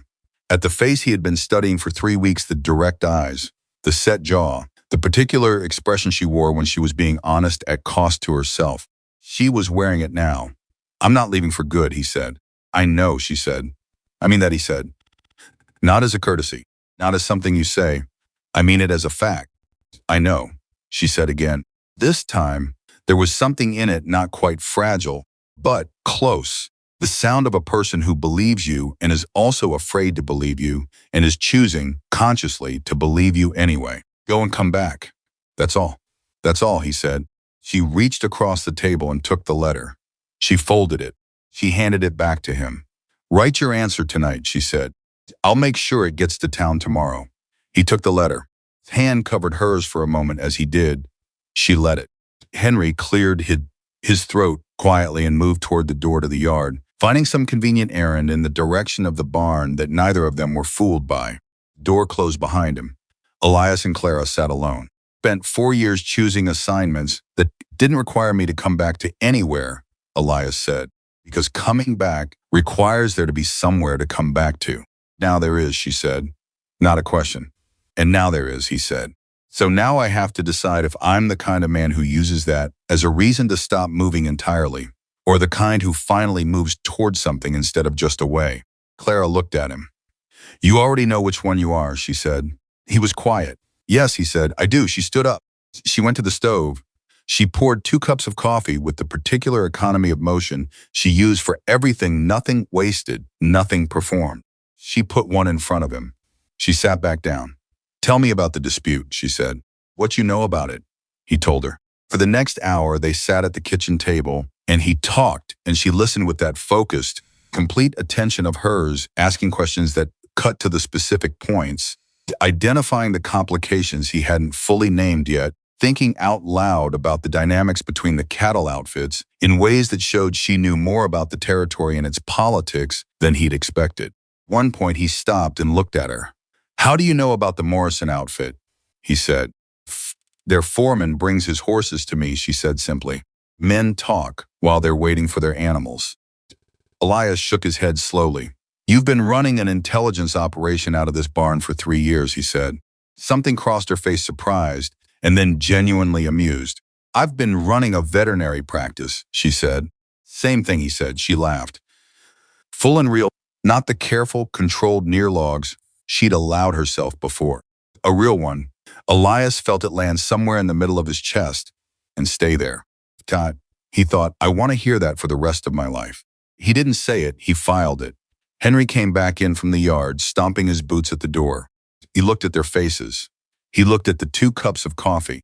He looked at the letter folded on the table. He going? Henry said to Clara. For 6 weeks, she said. Henry looked at Elias. You coming back? Yes, Elias said. Henry looked at him for a long moment with those old measuring eyes. Good, he said. He went to the stove and poured his own coffee. Clara, that south fence post you told me to leave alone is leaning another 4 inches. Won't survive a hard wind. I'll fix it tomorrow, she said. I'll help, Elias said. You're writing a letter tonight, she said. I can do both, he said. Henry sat down at the table with his coffee and picked up the worn book he kept by his chair and opened it to somewhere in the middle and said nothing further. 3 of them sat in the kitchen in the kind of quiet that a house has when it is working properly, when the people inside it are in the right places, and the evening comes in through the windows without anyone needing to remark on it. Elias wrote the letter that night. He accepted the assignment. He wrote his own conditions alongside the acceptance, 3 of them, precise and non-negotiable, in the way of a man who has learned that the terms you accept at the beginning of something are the terms you live with throughout. He would go when he was ready, not when the bureaucracy was. He would have authority to make binding decisions at the table, not just advisory ones. And he had a fixed return date 6 weeks from departure, not a day longer. And if the situation required more time than that, it would require a different man. He sealed the letter. He set it on the table. He sat for a long time after. In the kitchen alone, with the lamp burning low and the sounds of the ranch around him, the horses shifting, the wind against the walls, the particular settling of a house at night that sounds, you've been alone for a long time, like something breathing. He thought about the past 22 days, about a horse that went down on a mountain pass and brought him somewhere he hadn't known existed, about a woman who told him he was lost before she knew his name, about a man who drove a lame horse 40 minutes because his gut told him something was wrong, about a kitchen table in the small hours of morning and a hand placed over his without ceremony. He thought, the horse didn't stop me from leaving. Then he stopped himself because he wasn't ready to finish that thought yet. That thought had a shape he could see from where he was, and it was the right shape, and he would get there. But not tonight. Tonight he let it sit, the way you let something sit when you know it's ready, and you're not in a hurry anymore. When the urgency that drove you for years has been replaced by something steadier, something that doesn't need to run to be real. He went to bed. He slept better than he had in years. The next 3 days were different from everything that had come before. There was a quality to them that Elias recognized only later as the quality of time that is both ordinary and precious, simultaneously the way the last days before a departure have a particular texture, everything a degree more vivid, details printing themselves harder on memory because some part of you is already preserving them. Clara fixed the south fence post. Elias helped. They worked in silence mostly, except when the work required communication. Sinanhide had, and then they were efficient and direct, and occasionally one of them would say something that had nothing to do with fence posts and everything to do with the thing they were actually talking about, and the other would answer the thing underneath the words. One point, Elias was holding the post steady while Clara tamped the earth. She said without looking up, "Tup, I need you to understand something before you go." "All right," he said. "I am not going to spend 6 weeks being afraid," she said. "I've spent 3 years being afraid. I don't have the patience for it anymore." She tamped the earth hard. "I'm going to work. I'm going to take care of my animals and fix what needs fixing. And by the time you get back, this fence line is going to be in better shape than it's ever been." "I have no doubt," he said. "But if you don't come back..." She stopped tamping. She looked up at him. Her eyes were direct and steady, and also, underneath that, not quite. "You decide somewhere up north that it's easier to keep moving." "Clara, let me finish," she said. "If you decide that I need you to write and tell me, not disappear, not go quiet, tell me, so I don't spend 6 weeks building something on a foundation that isn't there." Elias let go of the post. He looked at her. "I will come back," he said. "People say that," she said. "I know people say that," he said. "I'm saying it because it's true, and because I'm a man who has spent his whole career being accurate about things that matter, and this matters." He held her gaze. "I will come back. And if something happens that changes, that's something I can't predict from here, I will write to you before I let you build anything on a false foundation. I swear that to you." She looked at him for a long, measured moment. She picked up the tamping rod. She went back to work. "All right," she said. "All right," he said. He held the post. They finished the fence. It was on the evening of the second day before his departure that Henry Whitmore did something none of them expected. He came into the barn when both Elias and Clara were there, which was unusual for the evening. Henry generally kept to the house after supper, and he stood in the barn doorway and said, "I want to say something to both of you, and I'd like you to let me finish before you respond." Clara looked at her father. Elias looked at Henry. "Sit down," Henry said. "There's no emergency." They sat on the nearest bales. Henry stood. He was a man who thought better standing. "I've watched you two for 3 weeks," he said. "I've watched you be stubborn and careful and scared and braver than you knew. And I've watched what happens when two people who have both been hurt by trusting the wrong things finally try to trust the right thing." He paused. "Don't have a long speech. I'm not built for them." He looked at Elias. "My daughter is the finest person I know," he said. "Not because she's mine. Because I've watched her build herself back from something that would have finished most people. She deserves someone who sees that completely, not partially, not when it's convenient." He held Elias's gaze. "I believe you see it. Don't make me wrong about that." Elias met the old man's eyes. "You're not wrong," he said. Henry nodded. He looked at Clara. "And you," he said. "You've spent 3 years making sure this place needed nothing from anyone. It's a good place, Clara. It's a strong place. But a life that needs nothing from anyone is a life that has decided it's already finished." He put his hands in his coat pockets. "Let it need something. It won't break." Clara looked at her father. Something moved through her face, the particular expression of a daughter who is hearing a true truth from a father that she has been refusing to hear for a long time, who is now, this exact moment, no longer able to refuse it. "Papa," she said very quietly. "I'm done," he said. "Turn toward the house. Don't stay up too late." "Both of you," he left. Clara and Elias sat on the hay bales in the barn for a long time. Thunder was quiet in his stall. The barn smelled of clean hay and horses, and the urban clay compound Clara mixed every morning, smell that Elias had stopped noticing around the second week because it had simply become the smell of this place incorporated into the specific sensory landscape of somewhere that had, without his permission, started feeling like home. "He's right," Elias said. He's usually right, Clara said. One of his more irritating qualities. Elias looked at her. She looked at him, and for the first time in 3 weeks, for the first time since a horse came down on a mountain pass and a woman walked out of a barn carrying a lantern and said something sharp and accurate and completely unexpected, they were not performing carefulness. Neither of them was managing the distance. Neither was calculating what it was safe to show. They were just there. Two people. A barn. The ordinary impossible thing of being known. I'm going to miss this, Elias said. Not the romantic version of missing. The real version.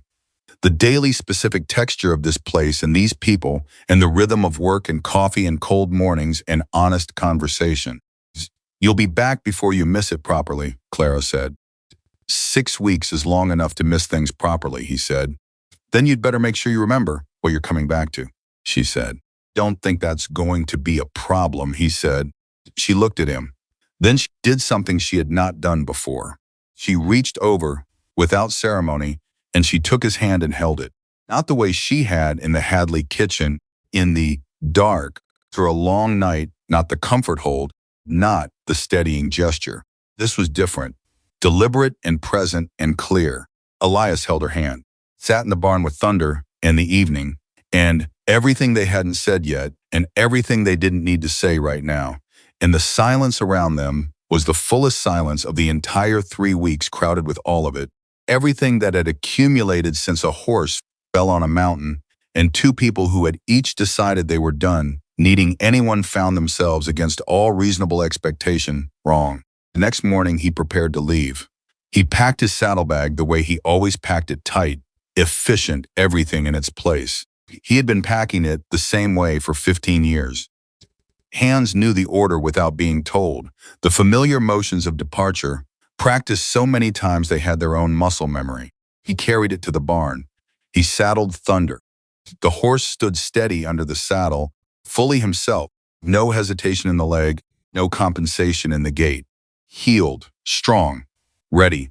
The same Thunder who had carried him for 11 years and fallen on a mountain pass and been still enough that Elias had thought for one terrible second the worst possible thought and had come through it intact. Elias checked the cinch. He checked the saddlebag. He led Thunder into the yard. Henry was on the porch.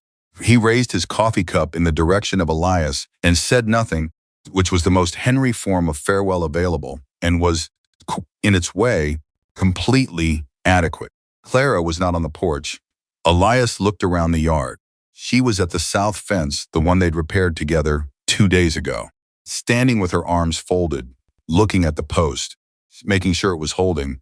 He led Thunder to the fence. She turned when she heard him coming. She looked at Thunder. She looked at the saddle. She looked at the saddlebag.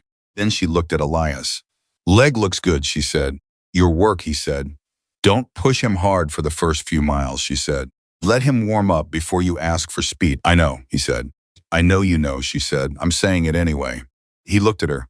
Clara, go, she said. Before I say something that makes it harder. Stood there for a moment, with the horse and the morning and the woman in front of him who had made herself over 3 weeks into something he hadn't known he was missing. He reached into his coat pocket. He pulled out the cavalry badge he'd been carrying for 4 years. The brass one, worn smooth on one side from years of handling, the territorial cavalry insignia still clear on the other. Carried it like men carry things they haven't figured out what to do with, not as a talisman, not as a reminder, just as an object that had been part of his life for long enough that he hadn't thought about whether he still needed it. He held it out to Clara. She looked at it. Keep it until I get back, he said. So you have something to return when I do. She looked at the badge. She looked at him. She took it. She closed her fingers around it. 6 weeks, she said. 6 weeks, he said. He mounted Thunder. Turned the horse toward the main road. He rode. The gate, he stopped. He turned in the saddle and looked back at the ranch, the house, the barn, the hills that held it between them, Henry on the porch with his coffee, Clara at the south fence with a cavalry badge in her closed hand. She was watching him. She did not wave. She did not look away. Neither did he. Then he turned Thunder toward the road and rode north, and the ranch behind him held its place in the valley. The south fence post stood straight in the ground where they had set it together. Inside the barn, Thunder's stall was empty for the first time in 3 weeks, and Clara Whitmore stood at the fence with the badge warm in her palm and watched the road long after the rider had disappeared from sight. She did not cry, but she stood there longer than was necessary. She kept her hand closed the entire time. The first week without him was the easiest. Clara had expected that. She knew herself well enough to know that the first week of anything difficult runs on momentum, on the practical demands of daily work, on the body's refusal to grieve what it hasn't yet fully registered as gone. She fed the animals. She treated a rancher's dog with a leg infection. She fixed the equipment shed roof with nails she found in the second box behind the oil cans, exactly where she'd told Elias they would be. She wrote in her journal every morning. She drank her coffee. She did not look at the empty stall more than was necessary. The badge sat on the shelf above her workbench. She had not put it away in a drawer or tucked it somewhere private. She'd set it on the shelf where she could see it while she worked brass face up, the territorial insignia catching whatever light came through. Object that was simultaneously a promise and a question and a thing she could pick up and hold when the day required it. Henry watched her and said nothing. That was how she knew he was worried. Henry's silence had textures. The silence he used when everything was fine was wide and comfortable. The silence he used when he was worried was narrower, more deliberate, more careful. The silence of a man choosing not to say the thing that might make it worse. On the fourth day, she picked up the badge at the workbench and held it in her palm and said out loud to no one 6 weeks. Then she put it back. She went back to work. The second week was harder. Not dramatically harder. Quietly harder. The way water wears stone, the accumulation of small moments that each individually mean very little, together constitute a weight. She caught herself twice, turning to say something and finding no one there. At the kitchen table, when she read something in Henry's almanac that Elias would have had an opinion about. Once in the barn, when Thunder's stall was caught in a particular angle of morning light and the emptiness of it had a specific quality she hadn't prepared for. She didn't write to him. She had decided not to write first, not from pride or not only from pride, from the belief earned through years of experience that she needed to know what he did when left to himself, without prompting, without her reaching across the distance to make it easier. The man she'd watched for 3 weeks had been honest and careful and present. She had also watched honest and careful men find that distance returned them to older, safer versions of themselves, versions that didn't need anything, traveled light, that kept their own counsel and called it independence. She needed to know which version came back when there was no one watching. The letter arrived on a Tuesday, 12 days after he left. Came with the regular mail from Town Hen. Reed brought it back from his supply run, set it on the table without comment, went to pour his coffee with the studied casualness of a man who has just done a very pointed thing and is pretending otherwise. Clara looked at the envelope, her name on the front. Elias's handwriting. She hadn't seen his handwriting before, but she recognized it immediately as his anyway, in the way you recognize people by qualities you didn't know you'd cataloged. She opened it. She read it at the kitchen table. It was not a romantic letter. She would have mistrusted a romantic letter. It was a letter from a man reporting honestly on his situation, the negotiations in the North, which were harder than the government's description had suggested, 3 cattle outfits with legitimate grievances, and 20 years of accumulated distrust between them and no particular incentive to cooperate.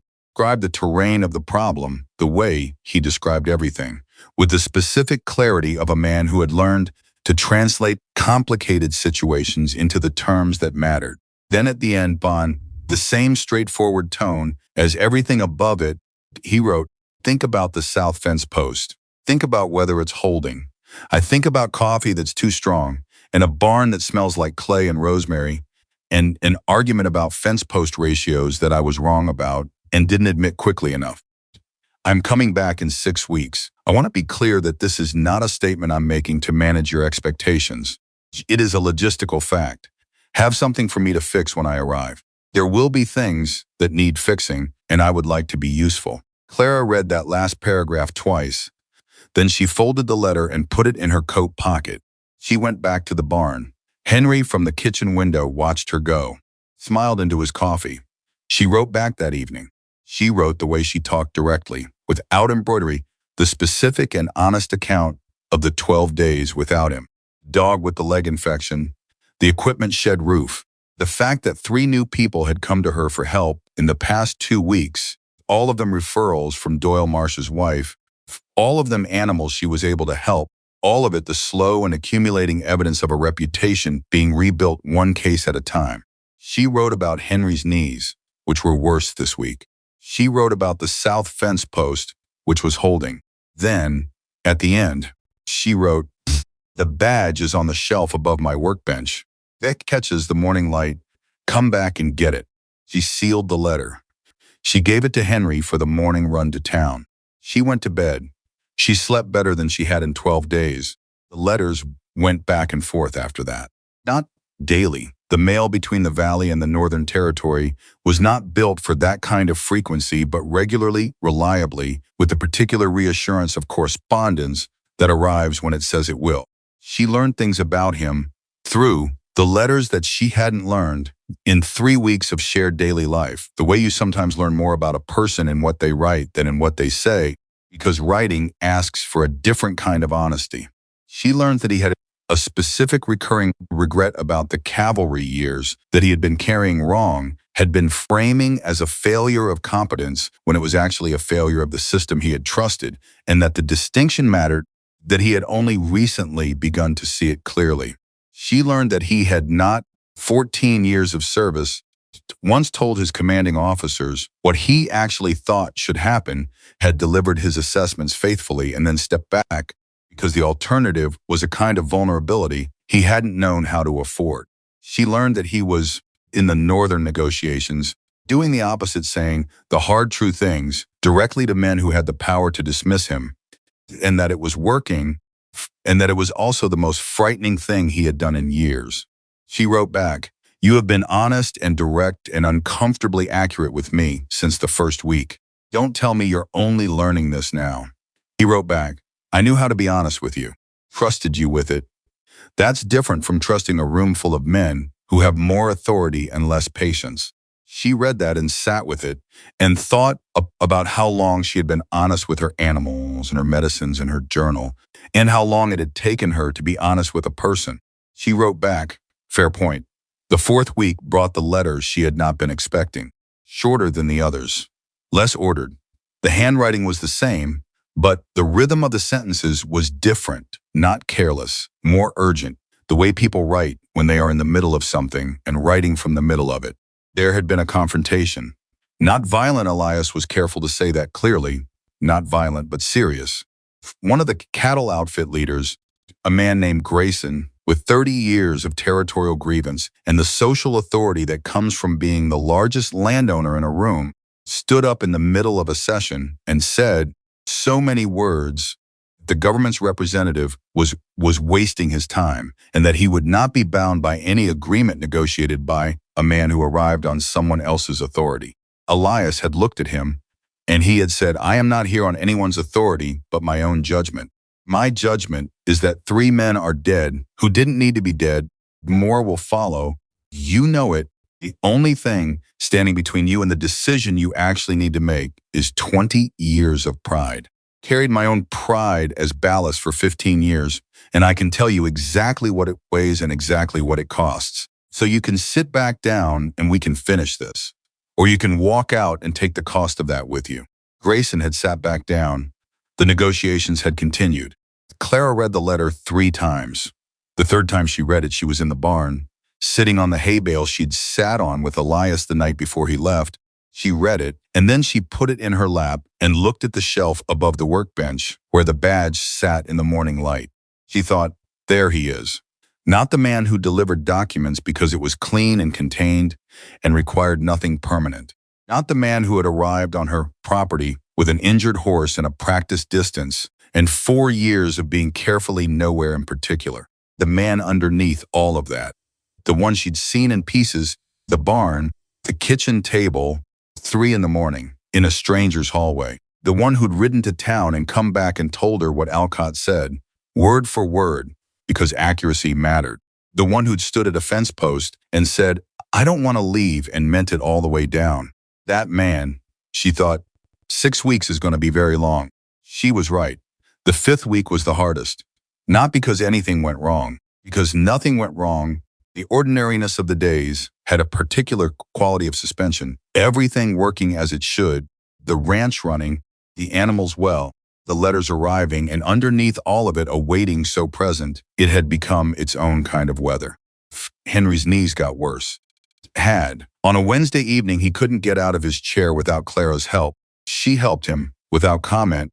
He accepted it without comment. They both pretended this was a routine thing until he was standing, and then he said quietly, "He's going to come back." "I know," Clara said. "I'm not saying it to reassure you," he said. "Saying it because I'm an old man who has watched a lot of people make a lot of choices, and I know what a man looks like when he's made the real one." Clara looked at her father. "Papa," she said. "Don't," he said, which was how Henry Whitmore said "I love you." Negative space of the word he wouldn't use because using it felt too large for the kitchen. "All right," she said. She went back to the stove. "The south fence post is still holding," she said. "Good," he said. "We set it right." "We did," she said. The sixth week came, Monday, Tuesday, Wednesday. Thursday morning, Clara was in the barn before light, the way she always was. She checked the animals. She mixed the morning compound. She wrote in her journal. The badge was on the shelf. The stall where Thunder had spent 3 weeks was clean and empty and ready. She had cleaned it 3 days ago. She had not examined too closely why she cleaned it 3 days early. Thursday afternoon, she was rewrapping a rancher's dog's leg, a border collie named Scout, who'd been coming to her for 2 weeks with a tendon issue, when Henry appeared in the barn doorway. She didn't look up. "I'm almost done," she said. "Take your time," Henry said. Something in the way he said it made her look up. Henry was standing in the doorway, and his face had the expression she had seen on it exactly twice before in her life. Once, when her mother recovered from a fever everyone had given up on. Once on the morning after Clara came home from town, with 3 years of her reputation destroyed, when he had looked at her over the breakfast table with the specific expression of a man who has decided that his child is going to be all right, regardless of what the world has done to them. He was wearing that expression now. She understood what it meant before she heard anything. Then she heard it. Hoofbeats on the main road. Single horse, not hurried a pace she recognized, rhythm she had been listening to for 3 weeks before it left, and had been, she now admitted to herself, listening for ever since. She put down the bandage. Scout the border collie looked up at her. She stood up. She walked to the barn door. She stopped. Elias Carter came through the gate on Thunder heeled, strong, the leg holding beautifully under a full day's ride, and he looked tired in the way of someone who has been working hard at something that mattered, and he was wearing road dust and a week's growth of beard he hadn't had when he left, and his saddlebag was full, and he was looking directly at the barn. At her, he stopped Thunder in the yard. He swung down. He looked at her for a moment, standing in the barn doorway. He said, "How's the south fence post?" Clara's throat did something she hadn't authorized. She said, "Holding." He nodded. "I knew it would." He led Thunder toward the barn, toward her. He stopped when he was close enough that this was a real conversation, and not two people talking across a yard. He looked at her, with everything visible, the tiredness, the relief, the 6 weeks of absence and letters, and the particular cost of being honest with rooms full of people who had the power to dismiss you. "Told you I'd come back," he said. "You did," she said. "I want you to know it wasn't nothing," he said. "Going up there and coming back here, choosing this specifically, I need you to know that's not a casual thing." "I know it's not," she said. "I gave away my other routes," he said. "All of them. Before I came back, I wrote to the associates I'd passed work to, and I told them the routes were theirs permanently." Clara went still. "You gave up the routes," she said. "All of them," he said. She looked at him. "That's not a reversible decision," she said. "No," he said, "it's not." She reached into her coat pocket. She pulled out the badge. She held it in her palm, face up, the territorial insignia worn smooth on the edges, the brass warm from being carried against her body for 6 weeks. He looked at it. He looked at her. She held it out. He didn't take it. "I don't want it back," he said. She looked at him. "I've been carrying that badge for 15 years as a reason," he said. "Reason to keep moving. A reason to define myself by what I was once. A reason that was simpler than figuring out what I actually am now. He looked at it in her palm. Don't need a reason anymore. I know what I am now. What are you, she said.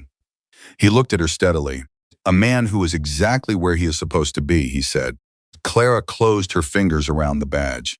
She looked at him for a long moment, the way she always looked at things she was assessing, thoroughly and without hurry, reading every layer, checking every sign, the same focus she brought to everything she cared about. Then she reached up and put her free hand against his jaw. He went very still. She said, very quietly, you're thinner. Food up north is not as good as here, he said. I'll fix that, she said. I know, he said. He put his hand over hers, the one against his jaw. They stood in the barn doorway, while Thunder waited patiently behind Elias with the particular dignity of a horse who has done his part in this story and is now ready for his stall. Henry Whitmore stood at the edge of the yard, pretending to examine a fence post that did not need examining. Clara pulled her hand back. She turned toward the barn. Bring him in, she said. I'll check the leg. The leg is fine, Elias said. I'll check it anyway, she said. And then you'll eat something. Then she stopped. She turned back. She looked at him with a directness that had no performance in it at all. Then we're going to sit at the kitchen table, and you're going to tell me everything about those negotiations. Every detail, because I want to know. Everything? He said. You said the Morrison outfits. Foreman brings his horses here, she said. Coming next week. And if you think I'm going into that conversation without knowing the full picture of what happened up north with his boss, you do not know me as well as you think. Elias looked at her. Then he laughed, real and full the laugh of a man who has been serious for 6 weeks and has arrived somewhere that makes seriousness unnecessary. Clara turned back to the barn so he couldn't see what her face was doing. He led Thunder inside. She checked the leg. It was fine. She had known it would be fine. She checked it anyway, because some things you verify, not because you doubt them, but because the checking itself is its own kind of care. She had been caring for this horse for 3 weeks, and she was not about to stop on account of a healed tendon. Elias stood at the stall door and watched her work. The way he had stood at that same door 33 days ago, watching her mix the morning compound, questioning every herb and method, unable to simply trust what was in front of him. He didn't question anything now. He just watched.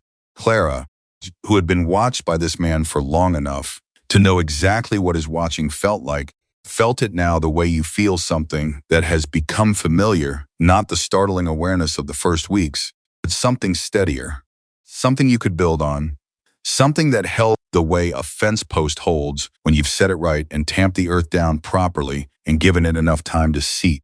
She stood up. She dusted off her knees. She picked up the badge from where she'd set it on the stall door. She went to the shelf above the workbench. She set it back in the same spot where it had sat for 6 weeks, face up, catching the light. Elias watched her. You're keeping it, he said. Someone has to make sure you don't disappear into it again, she said. He looked at the badge on the shelf. Fair, he said. Henry appeared in the barn doorway. He looked at Elias. He looked at Clara. He looked at Thunder, settled and content in the clean stall, the hay fresh, the water full, the leg healed and sound, and finished with the business of being injured. Supper's ready, Henry said. Nobody asked when he'd made it. Nobody asked why he'd started making it before Elias arrived. They went inside. In the weeks that followed, the ranch changed the way things change when something that was missing arrives and turns out to have been the specific shape of the gap all along. Not dramatically. The house was the same house. The barn was the same barn. Valley held them the same way it always had. Between the two hills, quiet and sufficient and indifferent to the human stories unfolding inside it. Elias Carter was there. He was there in the morning when the work started, and there in the evening when it finished. The things that needed 2 people to do right now had 2 people to do them. The kitchen table had 3 cups instead of 2. Silences in the house were the full kind instead of the narrow kind. He was not a visitor being accommodated. He was not a project undertaken. He was simply there, the particular way that permanent presence has not announcing itself, not requiring acknowledgement, just present in the accumulated evidence of daily life. Coat on the hook by the door, his handwriting in the supply ledger. specific sound of him moving in the barn before light, which Clara learned to distinguish from Henry's sound and from the sounds of the animals, the way you learn the particular footsteps of the people who live in your house. Clara did not use the word love readily. She had built a careful relationship with that word over the years, had watched it deployed carelessly by people who meant something much smaller by it, had watched it weaponized by people who meant nothing by it at all. She did not reach for it quickly. She thought, one morning in the barn, watching Elias work, just watching him move through the ordinary tasks of the place with the focused, unperforming competence of a man who has stopped calculating his exit, she thought, this is what it is. Not the feeling she'd expected, not the dramatic thing she'd been braced for, the overwhelming thing that would confirm her worst fears about vulnerability and cost. Something quieter, more durable, the kind that doesn't need to announce itself because it has already settled to the structure of things and is holding weight. She went back to her work. She didn't say it, but she knew it. He knew it too. He didn't say it either. They were, both of them, people who waited until they were certain, till the evidence was complete, until the inference was solid enough to be called a fact. But they moved through the days of that valley with the ease of people who have solved the main problem and are now simply living inside the solution the ranch around them held and grew and took in the injured and the forgotten and gave them back to the world a little more whole than they'd arrived. Doyle Marsh's wife sent 4 people in the first month. Alcott true to his word, steadier than Clara had expected, the specific consistency of a man who has finally put down something heavy and found that he can breathe better without it, began sending cases that exceeded his confidence to Clara, framed carefully as professional consultation, and she accepted them on the same terms. Border Collie Scout became a weekly fixture. A family from the eastern edge of the valley arrived one afternoon with a draft horse and a story about 3 vets who couldn't help, and Clara had him walking right by sundown. The family left with the address of the ranch and the instruction to tell anyone they knew. The place became what it had always been capable of being, just needed the right number of people to run it. Henry's knees improved with the winter behind them and the spring ground soft underfoot. He moved through the yard with more ease and sat at the kitchen table every morning with his almanac and his coffee and the particular contentment of a man who has lived long enough to see the things he hoped for arrive. Thunder grew old in the valley where he had fallen. Not old and diminished, old and dignified, the way good horses go, keeping his soundness longer than most, still alert, still present, still turning his head when Elias came into the barn the way he had turned it every morning for 12 years. The leg that had failed on the mountain pass healed so completely that the only evidence of it was in Clara's journal, where she had recorded every stage of the recovery in the precise, careful handwriting of a woman who knew that the record mattered. She kept the journal. She always kept the journal. One evening in the second spring, sitting at the kitchen table after supper, Henry asleep in his chair by the window, and the ranch quiet around them, Elias reached into his coat pocket and put something on the table. Clara looked at it. It was not the cavalry badge. The badge was still on the shelf above the workbench, where it had been for a year and a half. She had come to think of it as part of the inventory of the place, as much a fixture as the herb jars and the medicine chest and the spare linen she kept for wrappings. What he put on the table was a key. She looked at it. She looked at him. "I sent for the deed transfer last month," he said. "The ranch is registered in both our names.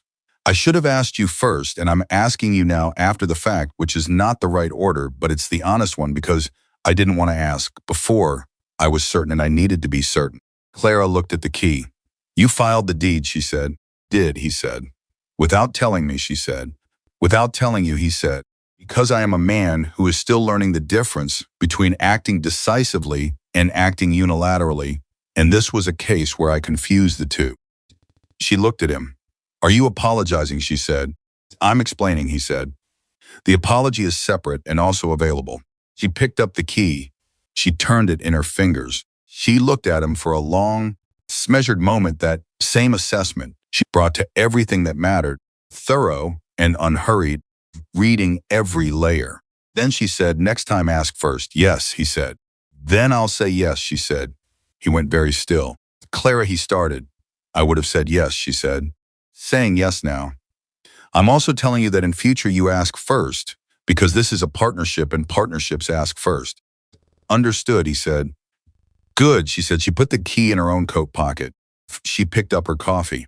She looked at the man across the table, the one who had arrived with a broken horse and a cavalry badge and 4 years of practice distance, who had stayed, who had come back, who was here now, this table, the, in this kitchen, in this life they had built from the particular raw material of two people who had each decided they were finished needing anyone. She said, the Morrison Outfits foreman is coming Thursday. He's going to want to talk about what happened at the negotiations. I know, Elias said. I want you in the barn when he arrives, she said. Talk more freely if he thinks he's just waiting for his horse. Elias looked at her. You've been running this operation for 3 years, he said. I've been running a veterinary practice, she said. Same thing, he said. She didn't smile, but her eyes did. That was how it was. The valley between the two hills in the ranch that held everything that mattered, the work, the purpose, the daily, ordinary, irreplaceable texture of a life built right. Two people who had each arrived at the end of one story and discovered, against all reasonable expectation, that the end was actually a beginning. Thunder lived 12 more years in that valley. He never fell again. Cavalry badge stayed on the shelf above the workbench until the day Clara moved it not to a drawer, not to somewhere hidden, but to the mantel above the fireplace in the front room where the light caught it every morning, where it was visible, where its final and most accurate purpose, not as a record of what had been left behind, but as proof of the exact moment when a man decided to stop leaving. Elias Carter never delivered another document. He never needed a reason to stay again, because home, it turned out, was not a place he had lost. It was a place he had ridden toward without knowing it, on a horse that fell so he would stop, on a trail that led him somewhere, that had no name on any map he'd ever carried, and that held him, kept him, had and was exactly, precisely, the right place for the rest of his life.